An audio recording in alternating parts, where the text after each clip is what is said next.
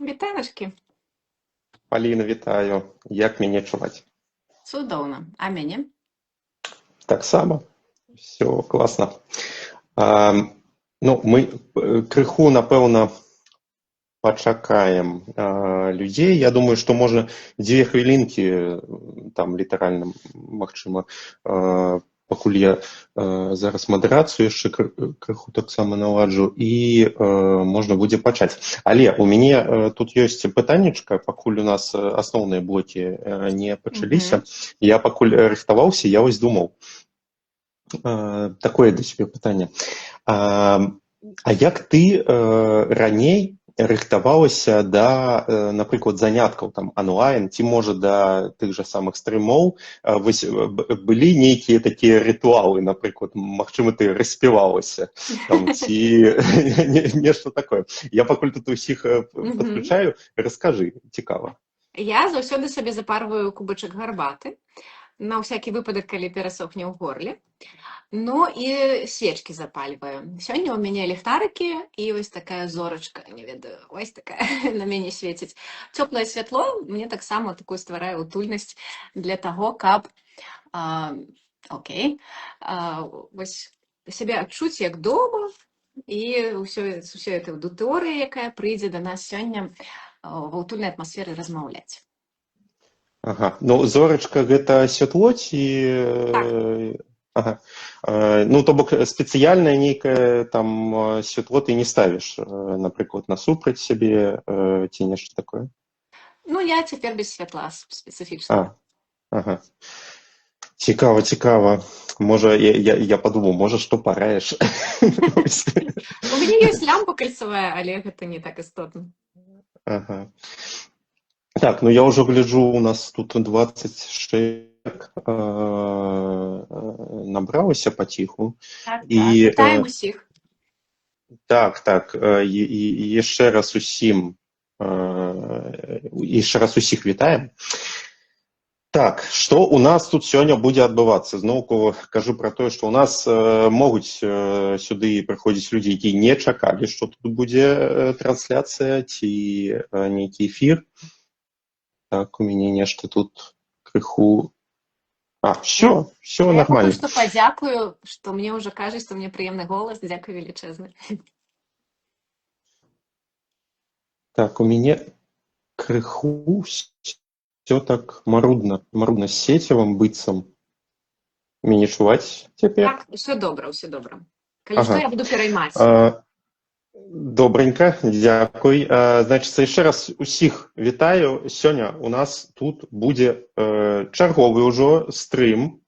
Вось. А ў гасцях у нас сёння Паліна Маслянкова, настаўніца беларускай мовы і аўтарка канала «Пакрысе».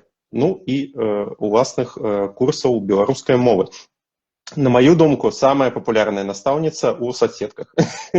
Вось, то бок, все людзі, якія да мяне звярталіся з пытаннем, а куды, напрыклад, там, куды падацца на курсы беларускай мовы, яны так ці інакш ужо пра цябе ведалі. Вось, то бок, не было, я не памятаю сапраўды ніводнага разу, каб нехта мне казаў, а Пакрысе я ніколі не чуў. Не, вось такого не памятаю. Заўжды усе чулі. Так што, на маю думку, самая папулярная настаўніца. Ну, уж дакладна ў інстаграме. Вось. Сёння у нас цікавыя дзве тэмы. Мне падаецца, што людзей яны так ці інакш час ад часу турбуюць. Ну, як мінімум, мяне. Вось таму я іх і на сёння прыдумаў. Вось, гэта першая тэма у нас будзе праблемы камунікацыі, а другая тэма стварэння моўнага асяроддзя. Вось, я думаю, што 35-я хвіліна у нас, і мы ўжо можам пачынаць. Ты як? Гатовая? Вядома, я гатовая. Супер. Вось яшчэ. У нас ёсць пытанні з інстаграму, ты іх у сябе недзе трымаеш, так? бачила. Маю. Там 3 такія пытанні. Я рашыў, што я не буду іх цытаваць цалкам, Мгм. бо яны даволі складаныя, ну, для мяне, мне так падалося. Вось, мы пачнем з праблем камунікацыі, але ўжо крыху раскрыем тыя пытанні, бо яны да розных абсалютна тэм там належаць. Таму, што ж, першае пытанне маё. Ты адносна нядаўна запусціла курс мовы культуры. Раскажы, калі ласка, што за ім? Так, нядаўна запусціла, што ўжо сёння і выпусціла апошнія групы, якія займаліся на гэтым курсе ўсю, ну, вот гэтую зіму, 2 месяцы. Мова культуры гэта ўжо 4-ы мой курс, і ён прысвечаны менавіта розным відам культуры, такім як тыпам мастацтва, як можа быць літаратура, музыка. Мы разбіралі архітэктуру, дызайн, ручную работу. Ну і апошнія заняткі былі, кожная група выбірала любую тэму, на якую яны захацелі пагаварыць. Вось сёння мы размаўлялі пра моўны этыкет беларусаў, пра спадарынь, паненак і так далей. Вось, і гэта 4-ы курс, а дагэтуль ужо былі і пастаянна набіраюцца мова штодзённасці. Гэта больш базавы курс, ён пра побытавыя тэмы, і ён вельмі папулярны менавіта таму, што людзі часта праскочылі гэты перыяд і не засвоілі па-беларуску самую базу. Ад мамы, ад таты ў дзяцінстве не пачулі, як пальчыкі называюцца, як будуць вочкі, сківіцы, пазногцікі і так далей. Кашкі не вывучылі. Таму гэты курс сапраўды набіраецца кожны раз, кожны сезон. А ўжо якісьці цікавы паглыблены курс я чаргую. У мяне ёсць яшчэ курс мова супольнасці, ён больш пра грамадскія важныя тэмы, нейкія філасофскія, такія, напрыклад, як пра мінулае і будучыню, пра дыскрымінацыю. А яшчэ ёсць курс мова стасункаў. Гэта 3-й курс, які я распрацавала той вясной, і вось гэтай вясной буду набіраць зноў, так што ўсіх запрашаю.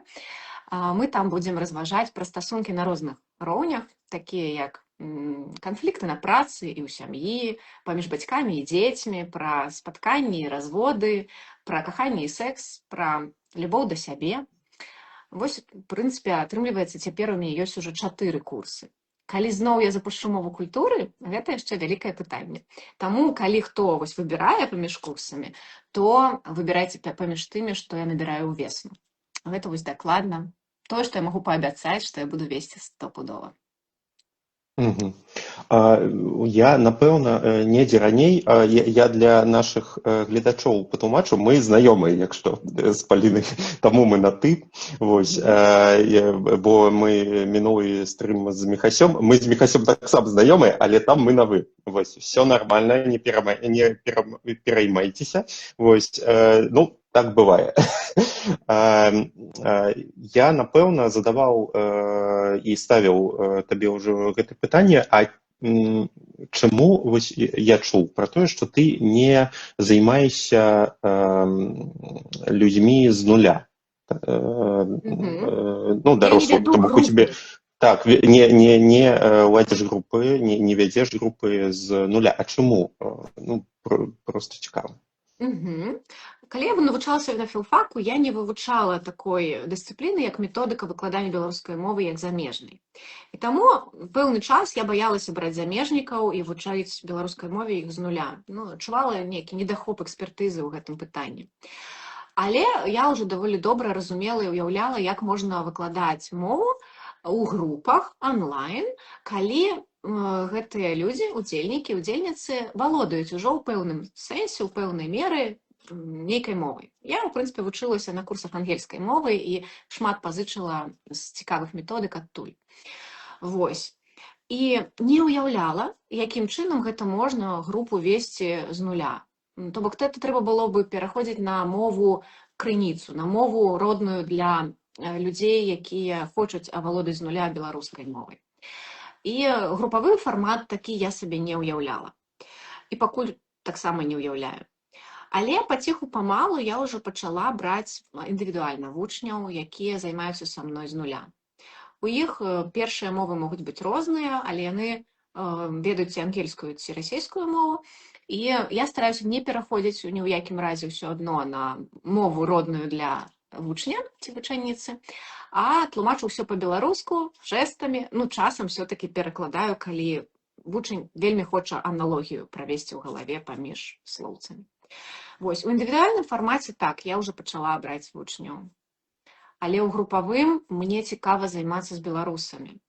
Бо гэта асноўная была матывацыя стварэння курсу беларускай мовы. Бо беларусам найперш патрэбная беларуская мова, ну, як на мяне. Замежнікі то яны вывучаюць з нейкай іншай матывацыі, з цікаўнасці, хтосьці проста калекцыянуе мовы, напрыклад, любіць славянскія мовы. Хтосьці ведае сваіх продкаў, ведае, што калісьці іх бабулю ці дзядулю саслалі ў Сібір, скажам, у меня есть такая вучаніца, і хочацца вярнуцца да каранёў, вывучыўшы мову продкаў. Розныя бываюць матывацыі, чаму цяперашнія замежнікі вывучаюць беларускую мову. Напрыклад, кітаец, вядома, з якім я рабіла жывы эфір, нават вебінар, хутчэй, ён вывучае беларускую мову, каб адрознівацца ад іншых кітайцаў, якія вывучаюць рускую. То бок у замежнікаў можа быць сапраўды розная матывацыя, а у беларусаў гэтая матывацыя мяне натхняе працягваць мае праекты, ствараць новыя курсы, таму што гэта яны тады нясуць гэтую мову далей у сям'ю, у бізнес, у рэкламу, у свае праекты, у нейкія ініцыятывы. А гэта значыць, што беларуская мова будзе працягваць жыць у іх праектах. Вось у гэтым мой сэнс. Цікава. Я б сказал, прекрасно, насамрэч. І акурат тут была подводочка, і гэта так склалася выпадкова, я так не планаваў. Але у мяне якраз другое пытанне пра моўны бар'ер. Было б цікава паслухаць, магчыма, нейкія кейсы, як сёння кажуць, тваіх вучняў, але я разумею, што людзі, ну, банальна могуць быць супраць. Вось, таму як атрымаецца моўны бар'ер, адкуль ён узнікае, ці можна яго пераадолець з дапамогаю псіхолага? Гэта такія два пытанні, можна паасобку, можна разам. Мне здаецца, што трэба капацца ў прычынах моўнага бар'еру і тады разумець, што табе дапаможа. Псіхолог, ці настаўнік, ці сябар, ці муж, ці яшчэ якіясьці іншыя фактары. Напрыклад, калі ты баішся банальна, скажам, публічных выступленняў і хвалюешся проста, калі размаўляеш на нейкай мове перад людзьмі, то тады сапраўды псіхолог альбо трэнер, коуч, які займаецца вось гэтымі праблемамі, то сапраўды можа дапамагчы. І тады на любой мове, на беларускай, на рускай, на кітайскай, на ангельскай, чалавек перастане баяцца гаварыць, выступаць, ісці, не ведаю, прамоўціць свае праекты. Калі ж пытанне глыбейшае, ну, напрыклад, і прычына страху размаўляць на іншай мове у, скажам, комплексе выдатніцы, боишься помылиться, боишься, что тебе носом тыкнуць твае памылачкі, то таксама, магчыма, можа дапамагчы псіхолог. Але гэта не засцеражэ ад таго, што цябе не тыкнуць калі-небудзь а твае памылачкі. Мы ведаем, у трэці ледзь не кожны допіс у маёй стужцы пра тое, што дзесьці хтосьці кагосьці выправіў за нешта. Можа быць, нават часам недарэчы. На жаль, у гэтай беларускай суполцы існуе. І тут проста, напэўна, трэба выпрацаваць звычку, як рэагаваць на гэта не плакаць, не ведаю, не засмучацца, не закрываць Інстаграм на ўсё жыццё, не разбіваць свой тэлефон. Вось. Таму разабрацца ў прычынах свайго бар'еру найперш важна, мне здаецца. І мае вучні, в прынцыпе, адчуваюць, па што яны ідуць і з чым яны змагаюцца. Часцей за ўсё гэты запыт выглядае як «мне не стае практыкі», «мне не стае беларускамоўнага асяроддзя», «я не магу практыкавацца са сценкай», «мне мала таго, што я проста чытаю, слухаю», пасіўна ўспрымаю контент. Часцей за ўсё людзям важна выводзіць у актыў нейкую мову, каб перастаць баяцца, каб пераадольваць кожны дзень, крок за крокам, пакрысе гэты моўны бар'ер. Вось. Мне вельмі падабаецца японскі выраз, ужо забылася, напэўна, як гэта гучыць па-японску, але выглядае, ён складаецца з 2 іерогліфаў, якія абазначаюць рыс гарызантальна. Вось так. Ведаем мы, што японская мова пішацца вертыкальна ў слупочак, так? Ну, і, адпаведна, рыс у горла таксама такім чынам вертыкальна праходзіць. А нашыя мовы еўрапейскія пішуцца гарызантальна, і як поперак горла становяцца азіятам, у прыватнасці японцам. І гэтае абазначэнне, вось гэтае слова абазначае тое, як цяжка вымаўляць, як цяжка размаўляць на чужой мове. Вось. І яно як бы як комам у горле стае. І гэта ўсім. Мне цяпер цяжка па-ангельску рэзка загаварыць. Камусьці новую іншую мову вывучыць цяжка. Гэта не толькі з беларускай звязана. І мне здаецца, тут практыка і асяроддзе найперш дапамогуць. А калі, напрыклад, у траўмах дзяцінства, напрыклад, калі вас булілі за беларускую мову, калі хтосьці з вёскі прыехаў у горад, паступіў у нейкай, не ведаю, в універсітэце ці у каледжы булілі, і гэта адклалася моцнай траўмай, то гэтаму чалавеку будзе дуже цяжка перайсці на беларускую мову без дапамогі псіхолага. Тут не ведаю канкрэтных кейсаў, мне ў гэтым не прызнаваліся. Хаця і прызнаваліся, некаторыя сяброўкі прызнаваліся, што булілі за цвёрды р, за гэканне, але гэта не перашкодзіла потым перайсці ім на беларускую мову. Проста трэба ўсвядоміць, праработаць, напэўна, гэтыя траўмы, і тады атрымаецца. Слухай, як цікава, вось ты сказала, за цвёрды р булілі. Я, як чалавек картавы, для мяне гэта вельмі дзіўна, бо мяне булілі роўна за адваротнае, за адсутнасць цвёрдага р. Так што і дагэтуль, шчыра кажучы, вось гэта такім своеасаблівым маім бар'ерам было для таго, каб перайсці на беларускую, бо ён ж вельмі патрэбны гэты гук у беларускай. А у мяне ён адсутнічае, і як у любого чалавека, які картавіць, як толькі я пачынаю хвалявацца, все, гэта ўсё толькі горш і горш, ужо няма шляху назад. Вось. Таму гэта сапраўды, я, па-першае, пра такое не чуў. Я чуў такую, я не хачу гэта называць плёткай, бо я там недастаткова, па-першае, разбіраюся, а па-другое, некаторыя людзі кажуць, што плётка, а некаторыя не.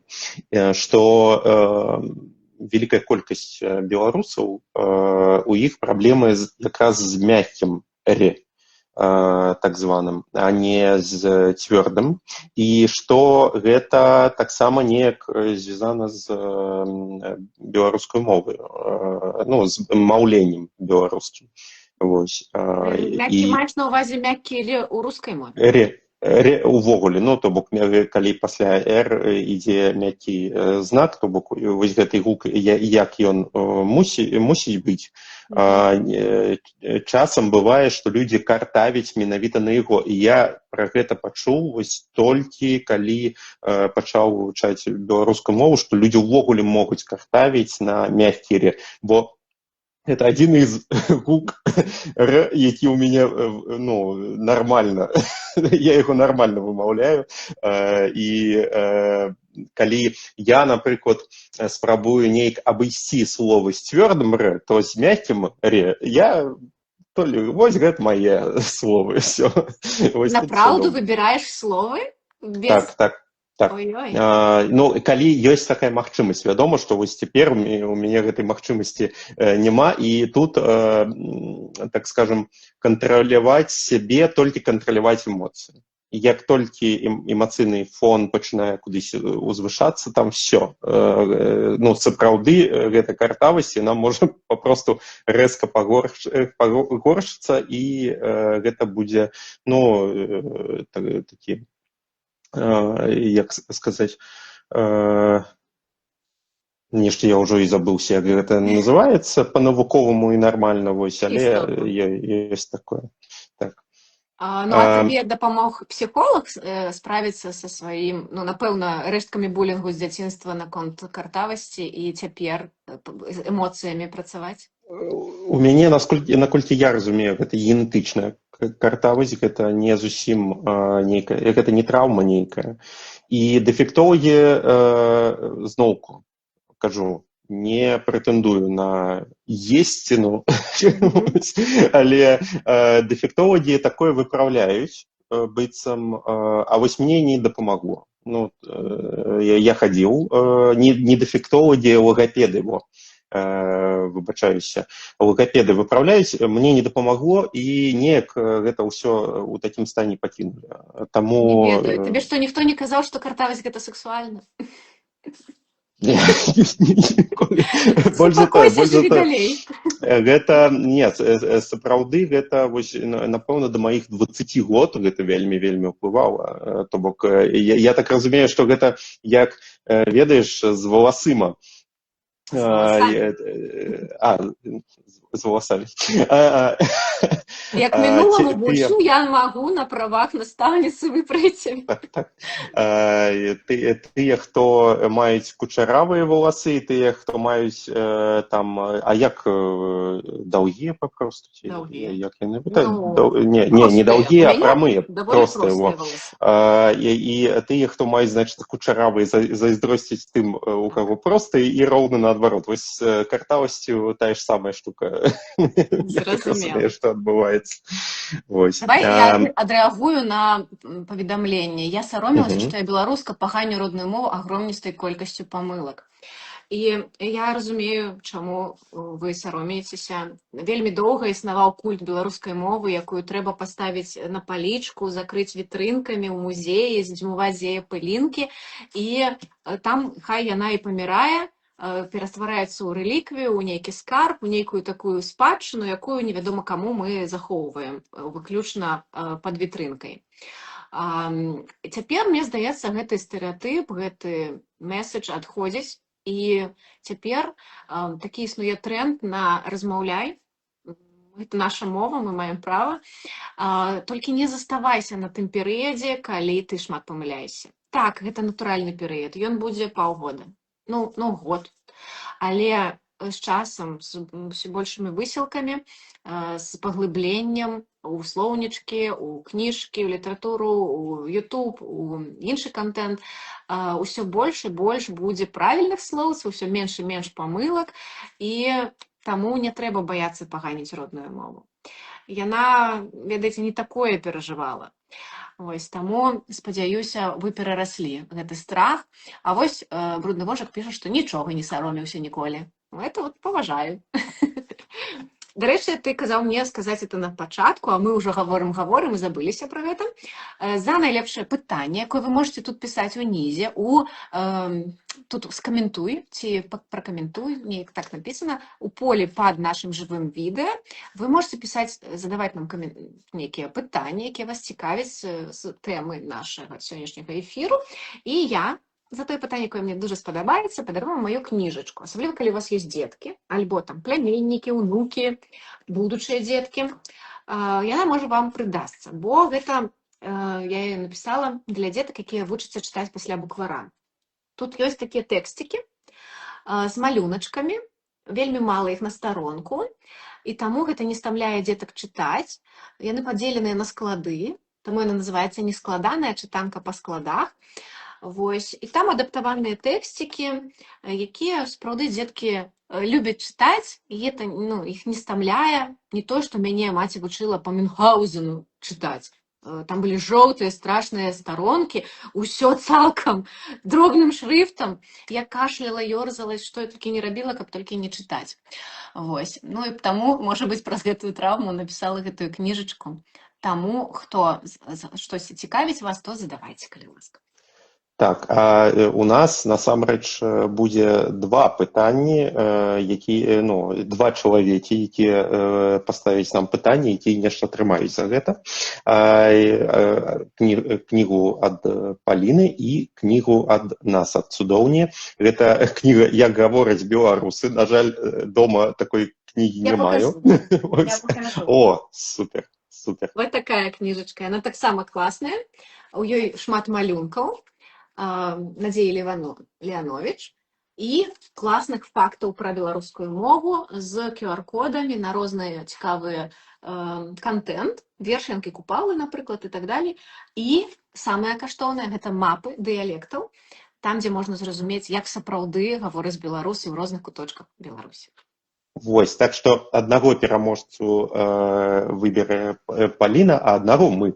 Вось, так што і гэта будуць розныя людзі, якія атрымаюць падарункі на сёння за лепшае пытанне. Вось, ну, а мы, напэўна, пойдзем далей. Па пытаннях. Мы раней, для тых, хто толькі што да нас далучыўся, мы раней размаўлялі пра моўны бар'ер і будзем у гэтай тэме яшчэ некаторы час. Можа, ты можаш параіць літаратуру ці відэа з раскрыццём гэтай праблематыкі? Ведаеш, думала, і нічога такога карыснага і па-беларуску не прыгадала пра тое, як пераадольваць моўны бар'ер.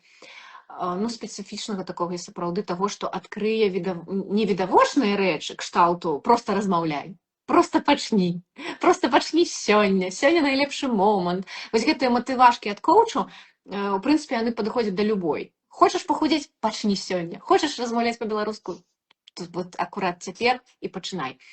Вось. А нешта такога, што б мяне здзівіла, адкрыла мне нейкія сапраўдныя нюансы псіхалагічныя, якім чынам, ну, нейкія лайфхакі, як пераадольваць моўны бар'ер, не скажу, што я натыкалася. Калі вы, дарэчы, слухачы шаноўныя, ведаеце нешта, бо мне, напрыклад, патрэбна з іншымі мовамі пераадольваць гэты бар'ер, я хачу, нейкі у мяне ёсць амбіцыі развівацца на іншых мовах, але паколькі няма асяроддзя і проста пачаць не так уж проста, аказваецца, то тады сапраўды, можа быць, дапамогуць нейкія лайфхакі ад псіхолагаў ці коучаў.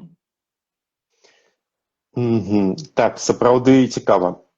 Асабліва цікава апісанне, так скажем, вырашэння моўных канфліктаў унутры краін з дзвюма, а можа трамя мовамі. І калі таксама ведаеце такія даследаванні ці літаратуру, дашліце спасылачку, будзем вельмі вам удзячныя. Адрэагую на камент адразу ад Петруся. Мне было самому на пачатку амаль фізічна балюча ад таго часу, што я фармулюю думку. То бок запаволена фармулюем думкі, калі ў новай мове. Але практыка і упартасць робяць сваю справу. І гэта так, калі ёсць дзе практыкавацца, ёсць тыя, хто гатовы слухаць, нават пакуль яшчэ мова не геглая, яшчэ з нейкімі памылачкамі, трохі запаволеная.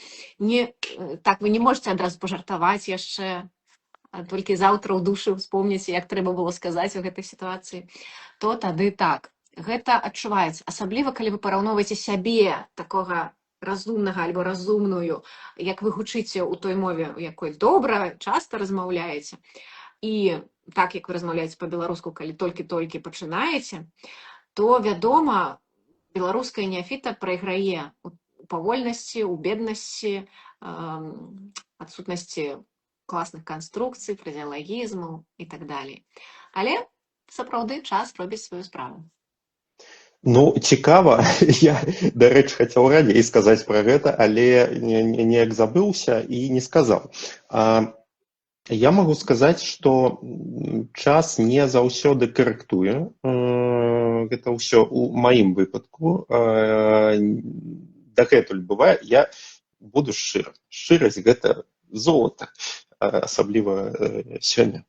Вось, я учора гуляў з сабакам, і пакуль я гуляў, і як заўсёды там слухаў нейкі падкаст, нешта мяне так навяло на думку пра тое, а нахфіга ж я за гэта ўсё ўзяўся? Вось на што мне гэтыя падкасты? У мяне ж такое кепскае маўленне, там, ну, нешта такое. Яно пачынае раскручвацца пакрысе унутры. І быццам было адно пытанне, а іх ужо 100 пытанняў. Вядома, што нешта трэба з сабой рабіць, каб зранку прачнуцца і не працягваць як мінімум гэтым займацца. Але такое бывае і за 2 гады, напрыклад, актыўнай камунікацыі па-беларуску.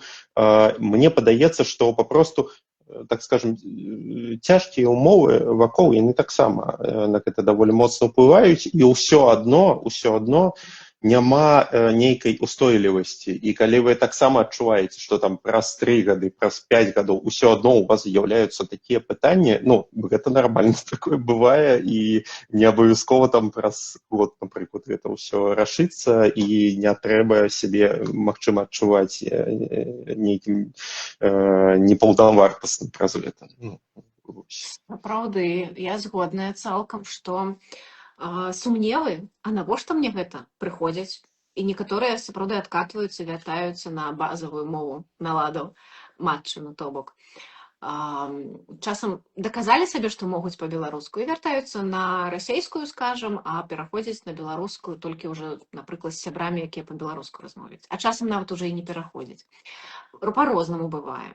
Па-рознаму бывае і стаўленне да сваіх памылак. Ты сапраўды можаш вельмі ўкладацца сіламі, часам, чытаць, пісаць, выступаць недзе, пісаць нават вершы, кніжкі ці песні, а ты адчуваеш усё адно, што не дацягваеш да нейкай сваёй планкі, да нейкай свайго уяўлення пра талент, напрыклад, ці пра ўзровень валодання мовай, якога б табе хацелася дасягнуць. І тады, можа быць, хочацца псіхануць, хочацца кінуць. У мяне, дарэчы, ні разу не было такога. У мяне, хутчэй, не было жадання кінуць, але ў мяне былі перыяды, калі вакол нікога не было, хто размаўляў са мной па-беларуску. І натуральным чынам у маю мову ад тых, з кім я размаўляю, прасочваліся мноствам русізмы. І я плявалася ад таго, што я ўмею добра размаўляць, але ад таго, што шквалам на мяне цісне расійская мова вакол, яна як бы рыкашэтам ад мяне таксама адлятала ў іншых. Я так вар'явала з гэтай нагоды, псіхавала, што ж я не магу чыста размаўляць. Гэта адбываецца цяпер нават часам, калі я дужа стомленая, калі я на стрэсе.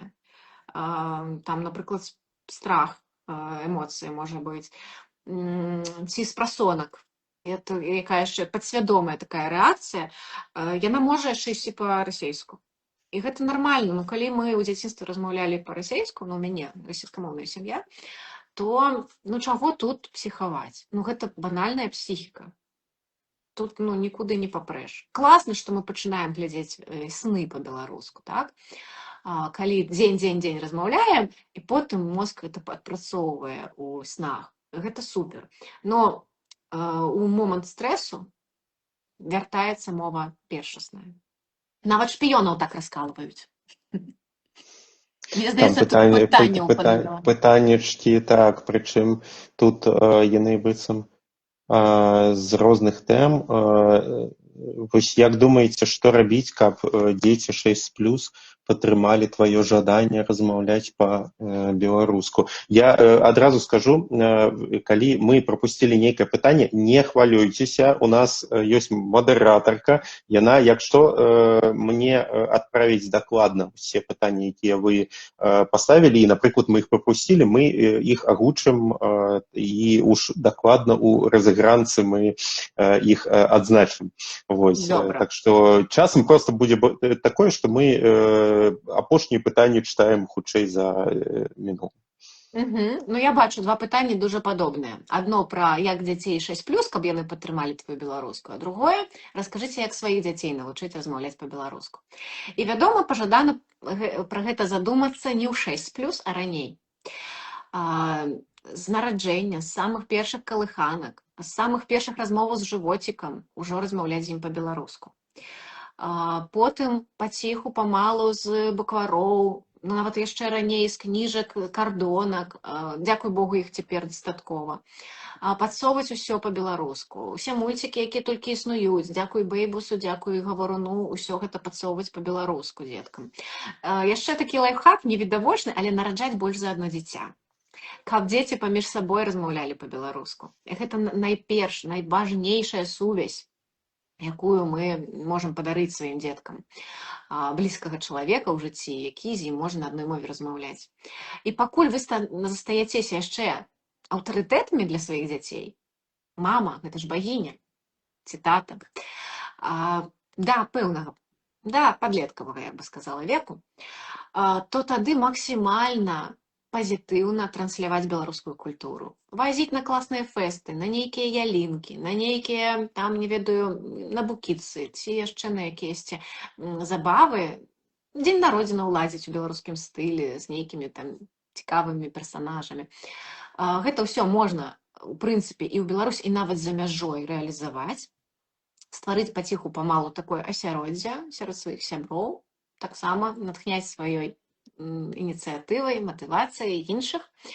І дзеткі будуць гадавацца ў беларускім асяроддзі, пакуль, ну вось, яны не пойдуць, скажам, у садочак. У садочку будуць уплывы нейкай лакальнай мовы, ці то расейскай у Беларусі, ці то там польскай у Польшчы, ці там ангельскай у ЗША. Але тады мы будзем гадаваць білінгвальных дзяцей, а можа быць нават трылінгвальных дзяцей, і гэта толькі плюс. Можа быць пэўная затрымка ў размежаванні гэтых моваў, дзеці могуць жангляваць і там нейкае слоўца украпляць у адну мову з іншай, але гэта ім дасць магчымасць потым, як народнай, размаўляць на некалькіх мовах. У мяне так было. Дачка доўга са мной толькі была ў дэкрэтным адпачынку і ўвечары сустракалася з бацькам, які тады размаўляў з ёй па-расейску. І тады моя дачка міксавала дзве мовы, але ўсё-такі больш слоўцаў у яе было па-беларуску. На жаль, яна проста позна пачала гаварыць, пасля ўжо 2 гадоў. І, адпаведна, толькі назапашвала, не вяртала беларускую мову ў сусвет. А потым часцей уже стала заставацца з бабулямі, пайшла ў садок, і хоць ён быў беларускамоўным па паперах, але фактычна там было толькі смачна есці, дзякуй, да пабачэння, а астатняя ўся камунікацыя па-расейску. Ну, яшчэ ранішнікі былі з беларускімі песенькамі. Вось. Але хоць нешта, я і гэтаму была удзячная. Вось. І паціху памалу расейская мова стала перамагаць у яе маўленні. Яна магла яшчэ, калі пайшла ў гімназію беларускую, добра валодаць абедзвюма мовамі. Цяпер, калі яна ўжо не беларускамоўнай школе вучыцца, ўжо цяжэй. Цяпер, калі ў мяне дачка 13 гадоў, ужо ўплываць цяжка, вельмі цяжка. Можа быць, нават пазнавата пачынаць. Хаця ніколі не позна, напэўна. Але ў падлеткавым веку дзецям вельмі важна быць падобнымі да іншых. Менавіта раўналетак. І тут, калі вы будзеце настойваць на беларускамоўнасці сваіх дзяцей тады, калі ім важна быць падобнымі да, скажам, рускамоўных дзяцей у класе, то вы хутчэй адштурхняце дзіця ад сябе. Хутчэй не патрэбна ўжо тады настойваць, не патрэбна неяк гвалтам прымушаць. Я ніколі гвалтам не прымушала, але ўсё адно стаўлю за ўмову, што беларуская кніжка мусіць быць прачытана.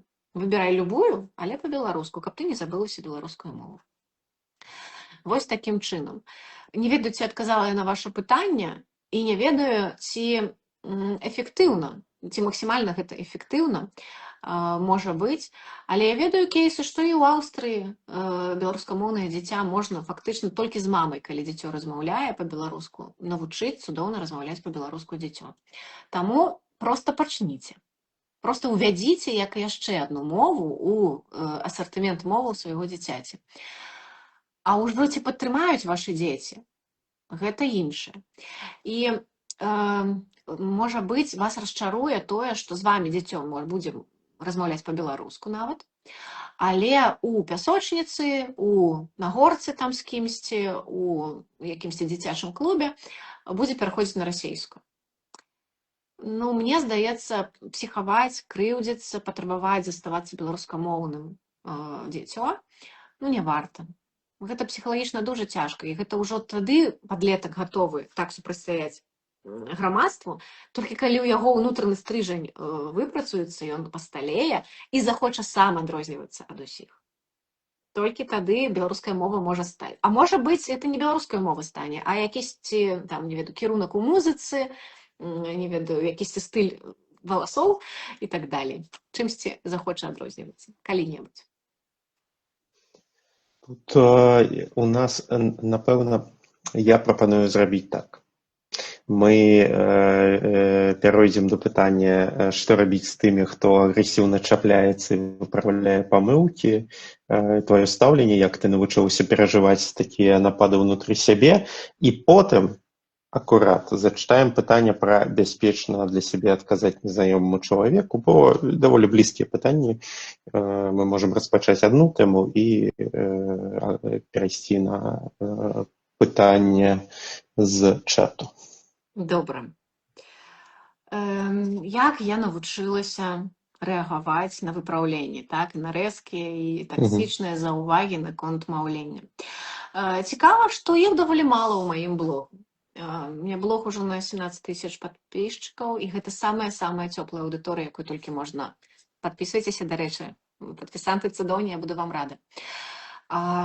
І я амаль не сутыкалася з хейтам. Так, мяне выпраўляюць рэгулярна. Там пішуць, чаму, напрыклад, не трэба лічыць кагосьці добрым спецыялістам, а трэба яго уважаць за добрага спецыяліста. А іншыя, калі я напишу, я уважаю яго за добрага спецыяліста, скажу, што за уважаю? Вы не ведаеце, каго трэба уважаць і як? І паправітна лічыць. Тут пытанне ў тым, што у беларускай мове ёсць хвалі пурыстаў і хвалі кансерватараў. А я спрабую недзе пасярэдзіне цэнтрысцкую такую пазіцыю займаць і не магу дагадзіць ані тым і ні іншым. Так, я магу жыць і лічыць і уважаць за. Я магу рашыць часам штосьці, а магу надумаць і пастанавіць нешта. Ну і адпаведна атрымаю кухталёў ці з таго, ці з іншага боку. Чаму я да гэтага прывыкла? Не ведаю, мне здаецца, філфак загартаваў нас, бо пакуль мы вучыліся на філфаку, мы пачыталі літаратуру 20-х гадоў, і там вуційныя гісторыі могуць быць у Коласа. Хаця, нібыта вумны як вудка, ха-ха-ха. Але, ну, яны могуць быць, такое слово можа сустрэцца нават у класіка. І што гэта значыць? Гэта значыць, яно разнявольвае. Раз Коласу можна, значыць, і мне можна. Так, тады, можа быць, не было яшчэ столькі слоўнікаў, граматык і нармалізатарскіх матэрыялаў, падручнікаў. Таму немагчыма было сказаць, што Коласу, што, маўляў, вуціны, это не па-беларуску. Ён як чуў у сваёй гаворцы, так і пісаў свае творы. І паводле яго, напрыклад, мовы, яго купалы, якраз і сфармавалася ўся літаратурная норма, якой мы цяпер карыстаемся. Але калі чытаць літаратуру 20-х гадоў, то там шмат мы сустрэнем усё-такі хоць, напрыклад, Кузьма Чорны пісаў, што нам не характэрныя дзеепрыметнікі на учыючы. Але пры гэтым у пісьменнікаў яго перыяду 20-х гадоў усё адно шмат мы можам сустрэць гэтых учыючы. І сказаць, што зусім ніхто так не пісаў, мы таксама не можам. Ну, былі такія формы ў літаратуры. Проста з часам мовазнаўчая ідэя пра тое, што гэта не характэрна, не ўласціва беларускай мове перамагла, і мы стараемся ачышчаць сваю мову ад гэтых канструкцый. Выражаць гэта больш уласцівым чынам для беларускай мовы. Не веруючыя людзі, а вернікі і так далей. Вось. І калі ты разумееш увесь пласт, усю гісторыю беларускай мовы, разумееш, адкуль пайшлі пурысты, чаму ёсць кансерватары, чаму, напрыклад, настаўніцы прасцей верыць, што толькі вось так, як у слоўніку напісана, так і правільна. Таму што ёй трэба правіць сачыненне. Ёй трэба ведаць, што вось гэта чорнае, а гэта белае, і няма вось паміж імі ніякага сярэдняга чагосьці. Я ж, калі выпраўляю свае хатнія зданні сваіх вучняў, то я не выпраўляю, напрыклад, праявы Тарашкевіцы. Я не выпраўляю той сінонім, які яны абралі. То бок, я больш дэмакратычна стаўлюся да ўсіх праяваў беларускай мовы, да яе дыялектнай і правапіснай разнастайнасці. Вось, таму, калі ты жывеш з гэтым, ты можаш спакойна сабе нават трасянку дазволіць. Я просто не ўмею, а многія лінгвісты, нават з абароненымі дысертацыямі, спакойна сабе могуць перайсці на трасяначку, калі там на рынку сала купляюць. А чаму не? Ну, это як адзін з варыянтаў цяпер існавання беларускай мовы. Таму вучыцеся неяк, не ведаю, прымаць гэта прасцей да сэрца, ну і тады прасцей будзе жыць. Дарэчы, я заўважыў, ты сказала, што раней не было столькі метадычных матэрыялаў, таму было прасцей. І прыкладна ў гэты момант да нас далучыўся Міхась да стрыму. Я яму задаваў пытанне, раней было лепей, вось і табе тады задам, раз уж так все склалася. Я не скажу, што было прасцей, наадварот, ніхто не ведаў, як правільна. І таму пісалі, як чулі ў сваёй вёсцы ад сваёй маткі, бацькі, дзядзькі і так далей. Арыентаваліся на тое, што ведалі з нараджэння. І гэта вялізны грунт. Гэта стрыжань, які цябе трымае. Ты ўпэўнены ў сваёй праваце і праўдзе. А ты, вось, беларусы, як я, ці як ты, беларускамоўны, без каранёў нават, вось мы якраз не адчуваем гэтага стрыжню. Мы не адчуваем такой праўды, якая стаіць за намі. Мы вывучылі гэта па слоўніках, але ці па правільных слоўніках. Па літаратуры, але ці па той самай літаратуры, якой патрэбна было. Вось. І гэтыя сумневы, яны мяне не адпускаюць. Хай у мяне дыплом магістра філалогіі, але яны ўсё адно мне не даюць такой упэўненасці, што я ведаю ўсё ідэальна на ўсе 10 балаў. Зараз, можа, ўжо на 10 я не здам гэты тэст. Ну, это... Як ён там складаецца? Больш, канешне, пра коскі ды кропкі ды працяжнікі. Вось, таму важна мець гэты стрыжань. І калі у вас ёсць досвед бабуль-дзядуль, лета ў вёсцы, альбо ёсць магчымасць цяпер паездзіць і паслухаць, як яшчэ гавораць, ўсё яшчэ гавораць па-беларуску ў вёсках, то зрабіце, скарыстайцеся гэтай магчымасцю. У вас будзе тады больш упэўненасці ў сабе. Вікс, у нас тут пытанні, і іх ужо нямала, таму іх трэба задаваць і ставіць. Такс, у нас... Як бяспечна для сябе адказаць незнаёмаму чалавеку на пытанне, чего ты разговариваешь на беларускам, говори со мной нормально. Я тут крыху сваё словца дадам. Просто у мяне ёсць радыкальнае меркаванне на гэты конт. Вось. І я лічу, што калі з вами такім чынам размаўляюць, гэта азначае, ну, так скажем, толькі адно, што гэты чалавек, ён неадэкватны. І ён, ну, нармальны чалавек такога ніколі ў жыцці не скажа. Чалавек, якога гадавалі бацькі нармальна, ну, не скажа. Тут не можа быць двух меркаванняў. Вось. І калі б у гэтага чалавека не атрымалася дачапіцца да вашай мовы, ён бы дачапіўся да колеру валасоў ці да чагось іншага. І я папросту адрозню і разумеў гэта для сябе, што сітуацыя ўсё ж ненармальная, і з гэтым чалавекам трэба і размаўляць, і, магчыма, паступаць так, як вы паступаеце, калі да вас там, можа, нейкі п'янчушка на вуліцы там дачапіўся. Вось прыкладна такім чынам. Гэта парада ад мяне, але мне цікава паслухаць, што скажа Паліна на гэта. Я, як жанчына, хутчэй прамаўчу, і міма хусенька сыду ад п'янчушкі. І проста не толькі як жанчына, але як бесканфліктны чалавек, які не любіць уступаць у нейкія спрэчкі, альбо калі ўжо уступае, то я хутчэй спрабую на пазітыўнее, на нейкае разуменне вывесці любы канфлікт. Але калі чалавек сапраўды табе кажа, разговаривай на нармальным, ну, было ў мяне такое, то гэта ў мяне тады прыводзіла ў ступар.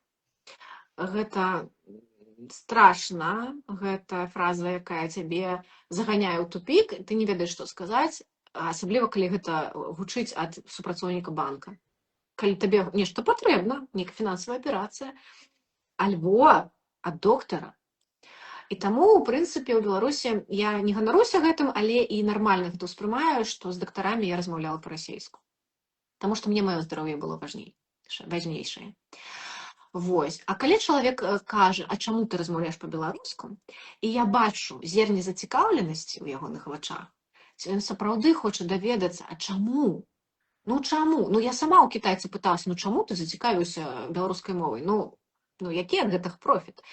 І чалавек сапраўды можа наіўна, цікаўна запытвацца, а сапраўды, навошта па-беларуску размаўляць, калі ніхто не размаўляе? І тады я магу патлумачыць. Мне не так уж шкада свайго часу і высілкаў. Таму што я беларуска. Гэта самы эканамічны, энергаёмісты, наадварот, якраз эканамічны, лаканічны варыянт, які энергіі шмат не патрабуе. А таксама можна расказваць, што вас натхніла, чаму вы хочаце перадаць гэтую мову нашчадкам. Калі чалавек гатовы слухаць, зноў-такі, ацэньвайце гэтую сітуацыю.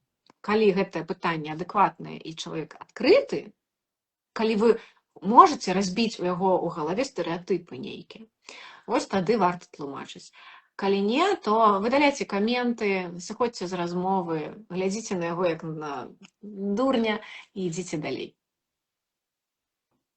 Тут яшчэ одно пытанне. Я, шчыра кажучы, не надта ведаю, але, магчыма, ты зможаш патлумачыць. Ці ведаеце вы прыклады пераходу на беларускую мову ў некалькі хваляў, бо вельмі часта бываюць адкаты. Вось. Калі ты зразумела, я не зразумеў, калі ты зразумела, я зразумела. Скажы. І якраз у чамусьці успомніўся мне гэты прыклад ад дзяўчыны з Расіі, з Калугі. Ліза, вітаю, калі глядзіш. Яна жонка беларуса, і беларусы яе вся гэтая беларускасць, калі яна прыязджала ў Беларусь, яе натхніла на пераход на вывучэнне беларускай мовы. І першы раз яна пачала, можа быць, яшчэ не гатовая, можа быць, яшчэ без такіх добрых ведаў, і сутыкнулася з тым, што не атрымліваецца. Яна расказвала, што пэўны час паспрабавала і адкацілася назад да сваёй роднай мовы, у сваёй роднай Калузе, размаўляючы па-расейску. А потым нешта склалася, можа, назапасілася крытычная начытанасць, нагледжанасць, наслуханасць, муж побач, дзеткі падраслі, ці там нарадзіліся. І другая хваля дала новы імпульс, яна ўжо прыходзіла да мяне на заняткі, вось, і з другога спробы атрымалася. Так што, так, існуюць такія спробы, калі чалавек спачатку адчувае, што пора адкаціцца, не высільвацца, не патрабаваць ад сябе немагчымага, а потым вяртаецца зноў. Тут важна сапраўды для сябе не страчваць матывацыі, альбо набываць новую, каб мела сэнс гэта, каштоўнасць для вас. Вось тады сапраўды нават ніякія адкаты вам не зашкодзяць рухацца да мэты. І адкат гэта нармальна. Не ведаю, гэта як спорт. Рэдка які спартсмен, ладно, спартсменаў мы не будзем браць, просты чалавек, які займаецца спортам, што ў яго зусім не бывае адкату ў жыцці. Хутчэй за ўсё, там хвароба, штосьці яшчэ, нейкія падарожжы, і ўсё, адкат зноў у спорце. Ўжо нейкім чынам потым вяртаецца да спорту. Гэта ўжо і ў беларускай мове, у любой замежнай мове таксама так. Адкаты бываюць. У мяне зараз адкаты таксама ў ангельскай, польскай, на жаль. Акурат пра гэта ў нас і наступнае пытанне, так што тут я пракаментую. Ніколас піша: «Мне было лягчэй пераадолець моўны бар'ер у Францыі, таму што была магчымасць слухаць жывую мову французаў. Яна значна адрознівалася ад мовы класічнай літаратуры. Дома не хапае такога моўнага асяроддзя». Сапраўды, я тады ўжо мяне падштурхнулі задаваць наступнае пытанне. Я чуў, што ты вучыш, і мы ўсе ўжо чулі, што ты вучыш і здаваў нядаўна іншыя мовы, якія, і валоданне імі не перашкаджае тваёй беларускай. Няма такога, што пачынаецца блытаніна лексікі ці памылкі. Так, згодная з Нікаласам, што вучыць любую мову ў асяроддзі куды прасцей, і яна, сапраўды, стыхія размоўнай мовы, яна захоплівае цябе хутчэй, чым літаратура. І я сапраўды, колькі ўжо моваў вучыла, ангельскую ўсё жыццё, колькі памятаю з першага класа. Потым так жыццё склалася, што вывучыла на А2 літоўскую, здала яе. Потым вучыла польскую і здала яе на Б1. Ну і неяк валодаю пасіўна украінскай, але не здавала яе. І што вы думаеце? Вось я ўжо не жыву, не размаўляю на літоўскай некалькі гадоў, і яна вычысцілася амаль цалкам з галавы.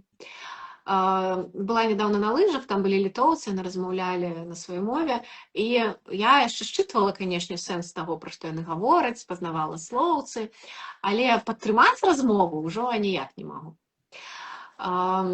І калі я была ў ЗША, я недавно, годзік таму ездзіла якраз на 10 дзён, правда. 10 дзён гэта дужа мала, каб акунуцца ў нейкае моўнае асяроддзе. Нешта праклюнулася, асабліва пасля пары кактэйляў, я ўжо нарэшце нармальна размаўляла па-ангельску. Вот пераадолець моўны бар'ер часам алкаголь дапамагае. Тут, канешне, гэта шкодна, акуратна. Мы не прапагандуем гэта. Але я прызнаюся, што на беларускую мову ў падлеткавым веку я пачынала пераходзіць на падпітку крышачку, пад кагорам ці півком. Вось, не ганаруся гэтым, але гэта праўда. Вось, і, на жаль, калі у нас няма актыўнай патрэбы камунікаваць у той ці іншай мове, яны адыходзяць у пасіў.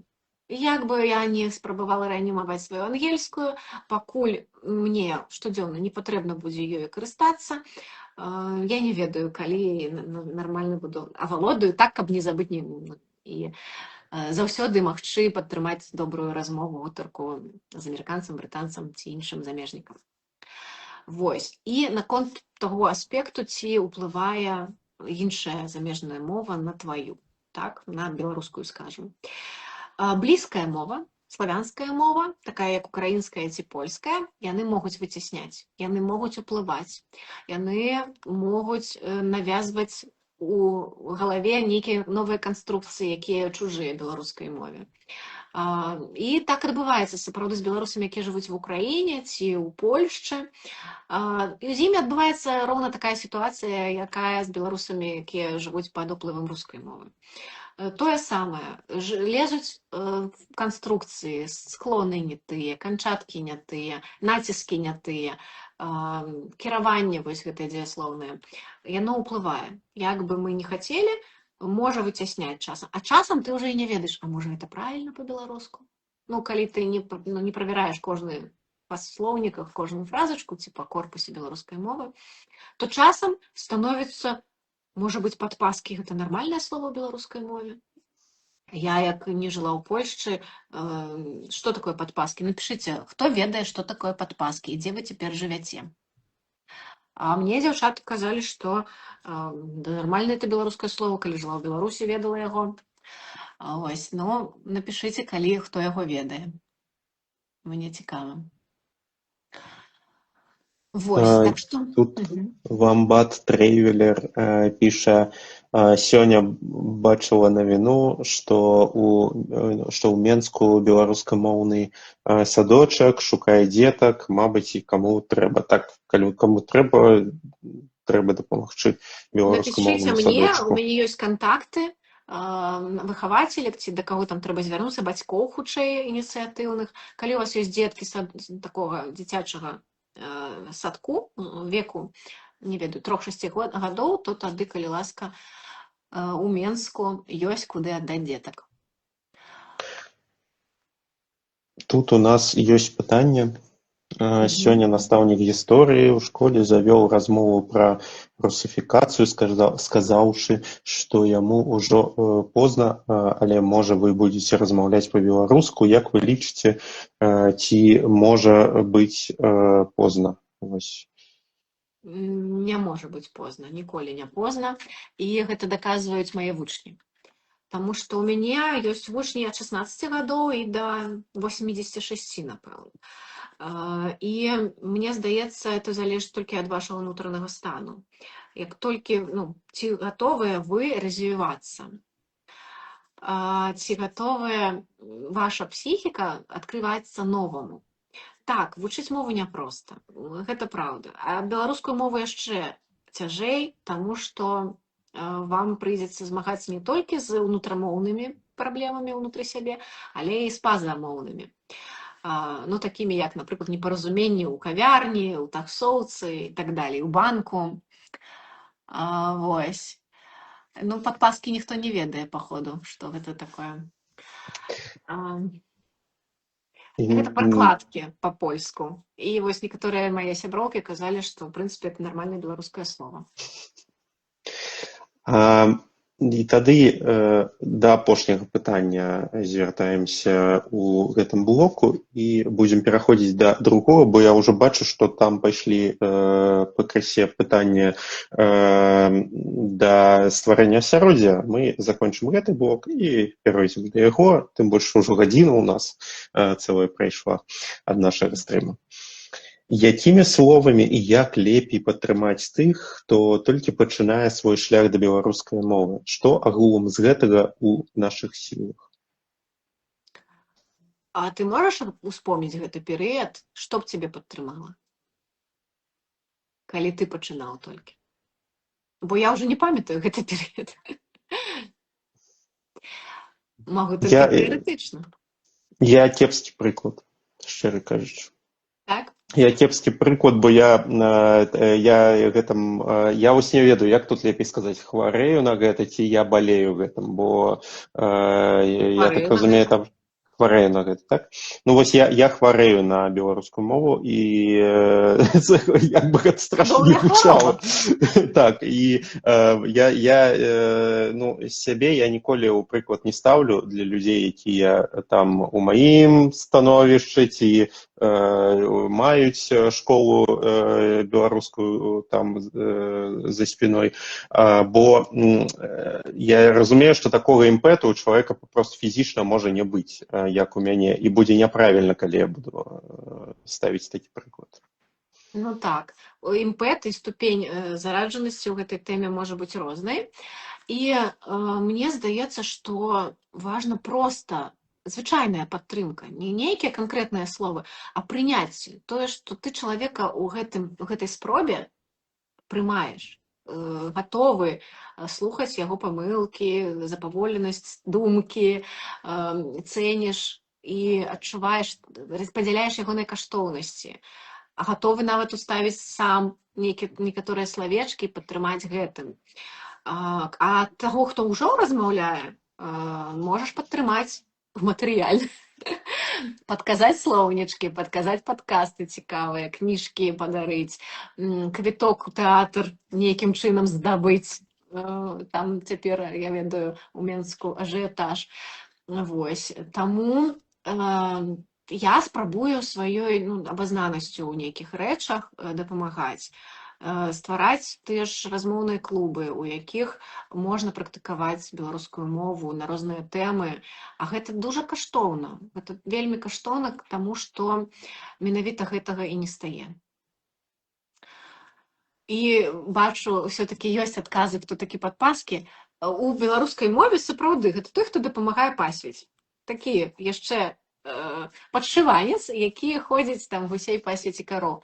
Вось. А ў гэтым польскім значэнні для мяне гэта было чужое слово.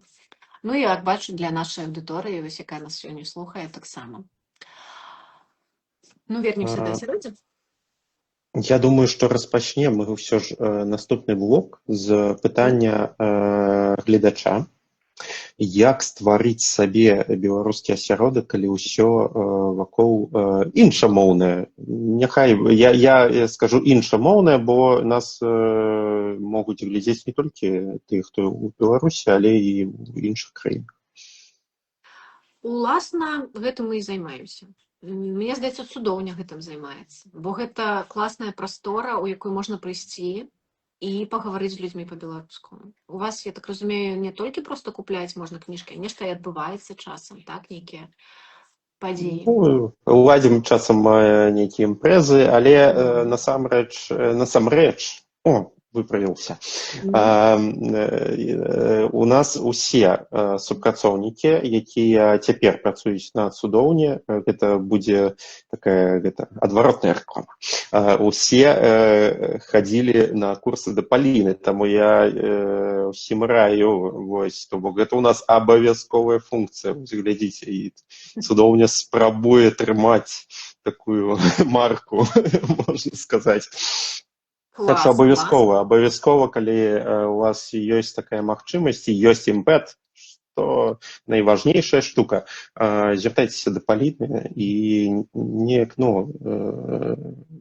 прасоўвайце свой узровень, калі ласка. Я не ведаю, ці Займайтесь. прызнаваўся ты ўжо сваёй аўдыторыі, што ты прыехаў з Расіі ў Беларусі зусім нядаўна. І я на гэта не звяртаю увагу. Але гэта важна для разумення таго, што не ў школе Кірыл вывучыў беларускую мову, але это рэальна за пару гадоў.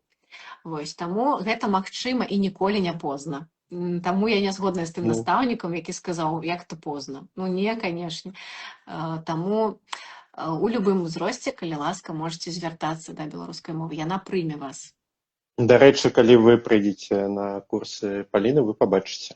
Вось сапраўды, што ў любым узросце людзі прыходзяць, людзі вучацца, і я не аднойчы, не толькі на курсах Паліны бачыў, як людзі там 50-60 год і так далей прыходзілі, вучыліся, і сапраўды у іх гэтыя веды заставаліся. Каб было такога, што вось там, вучыцца-то яны вучацца, а вось ці могуць яны там запомніць гэта? Могуць, а чаму не? А чым яны ад вас адрозніваюцца? Нічым, абсалютна. Так што усе сітуацыі абсалютна розныя. Так, і на пенсіі яшчэ больш часу, напрыклад. У адрозненне ад тых, хто на працу ходзіць і яшчэ некалькі моваў замежных вывучае. Таму, вядома, важна офлайнавае. Але і цяпер у нашай аўдыторыі, у нашай сітуацыі, у наш час і онлайн-камунікацыі, і онлайн-асяроддзе, мне здаецца, ўжо адчуваецца як рэальнае.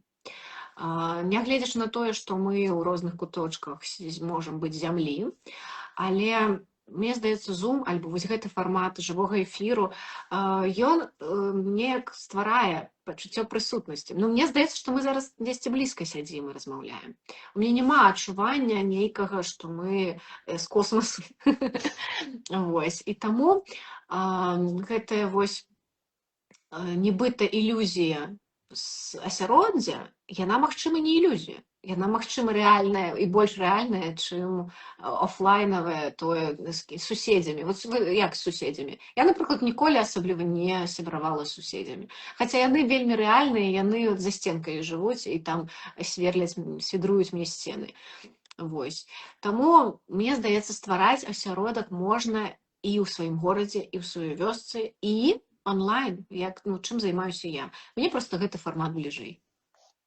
Магу вам пашчасціла, што мы ў такі час жывём і можам сабе дазволіць так кантактаваць, бо я часам сабе складана ўяўляю, як нашы бацькі.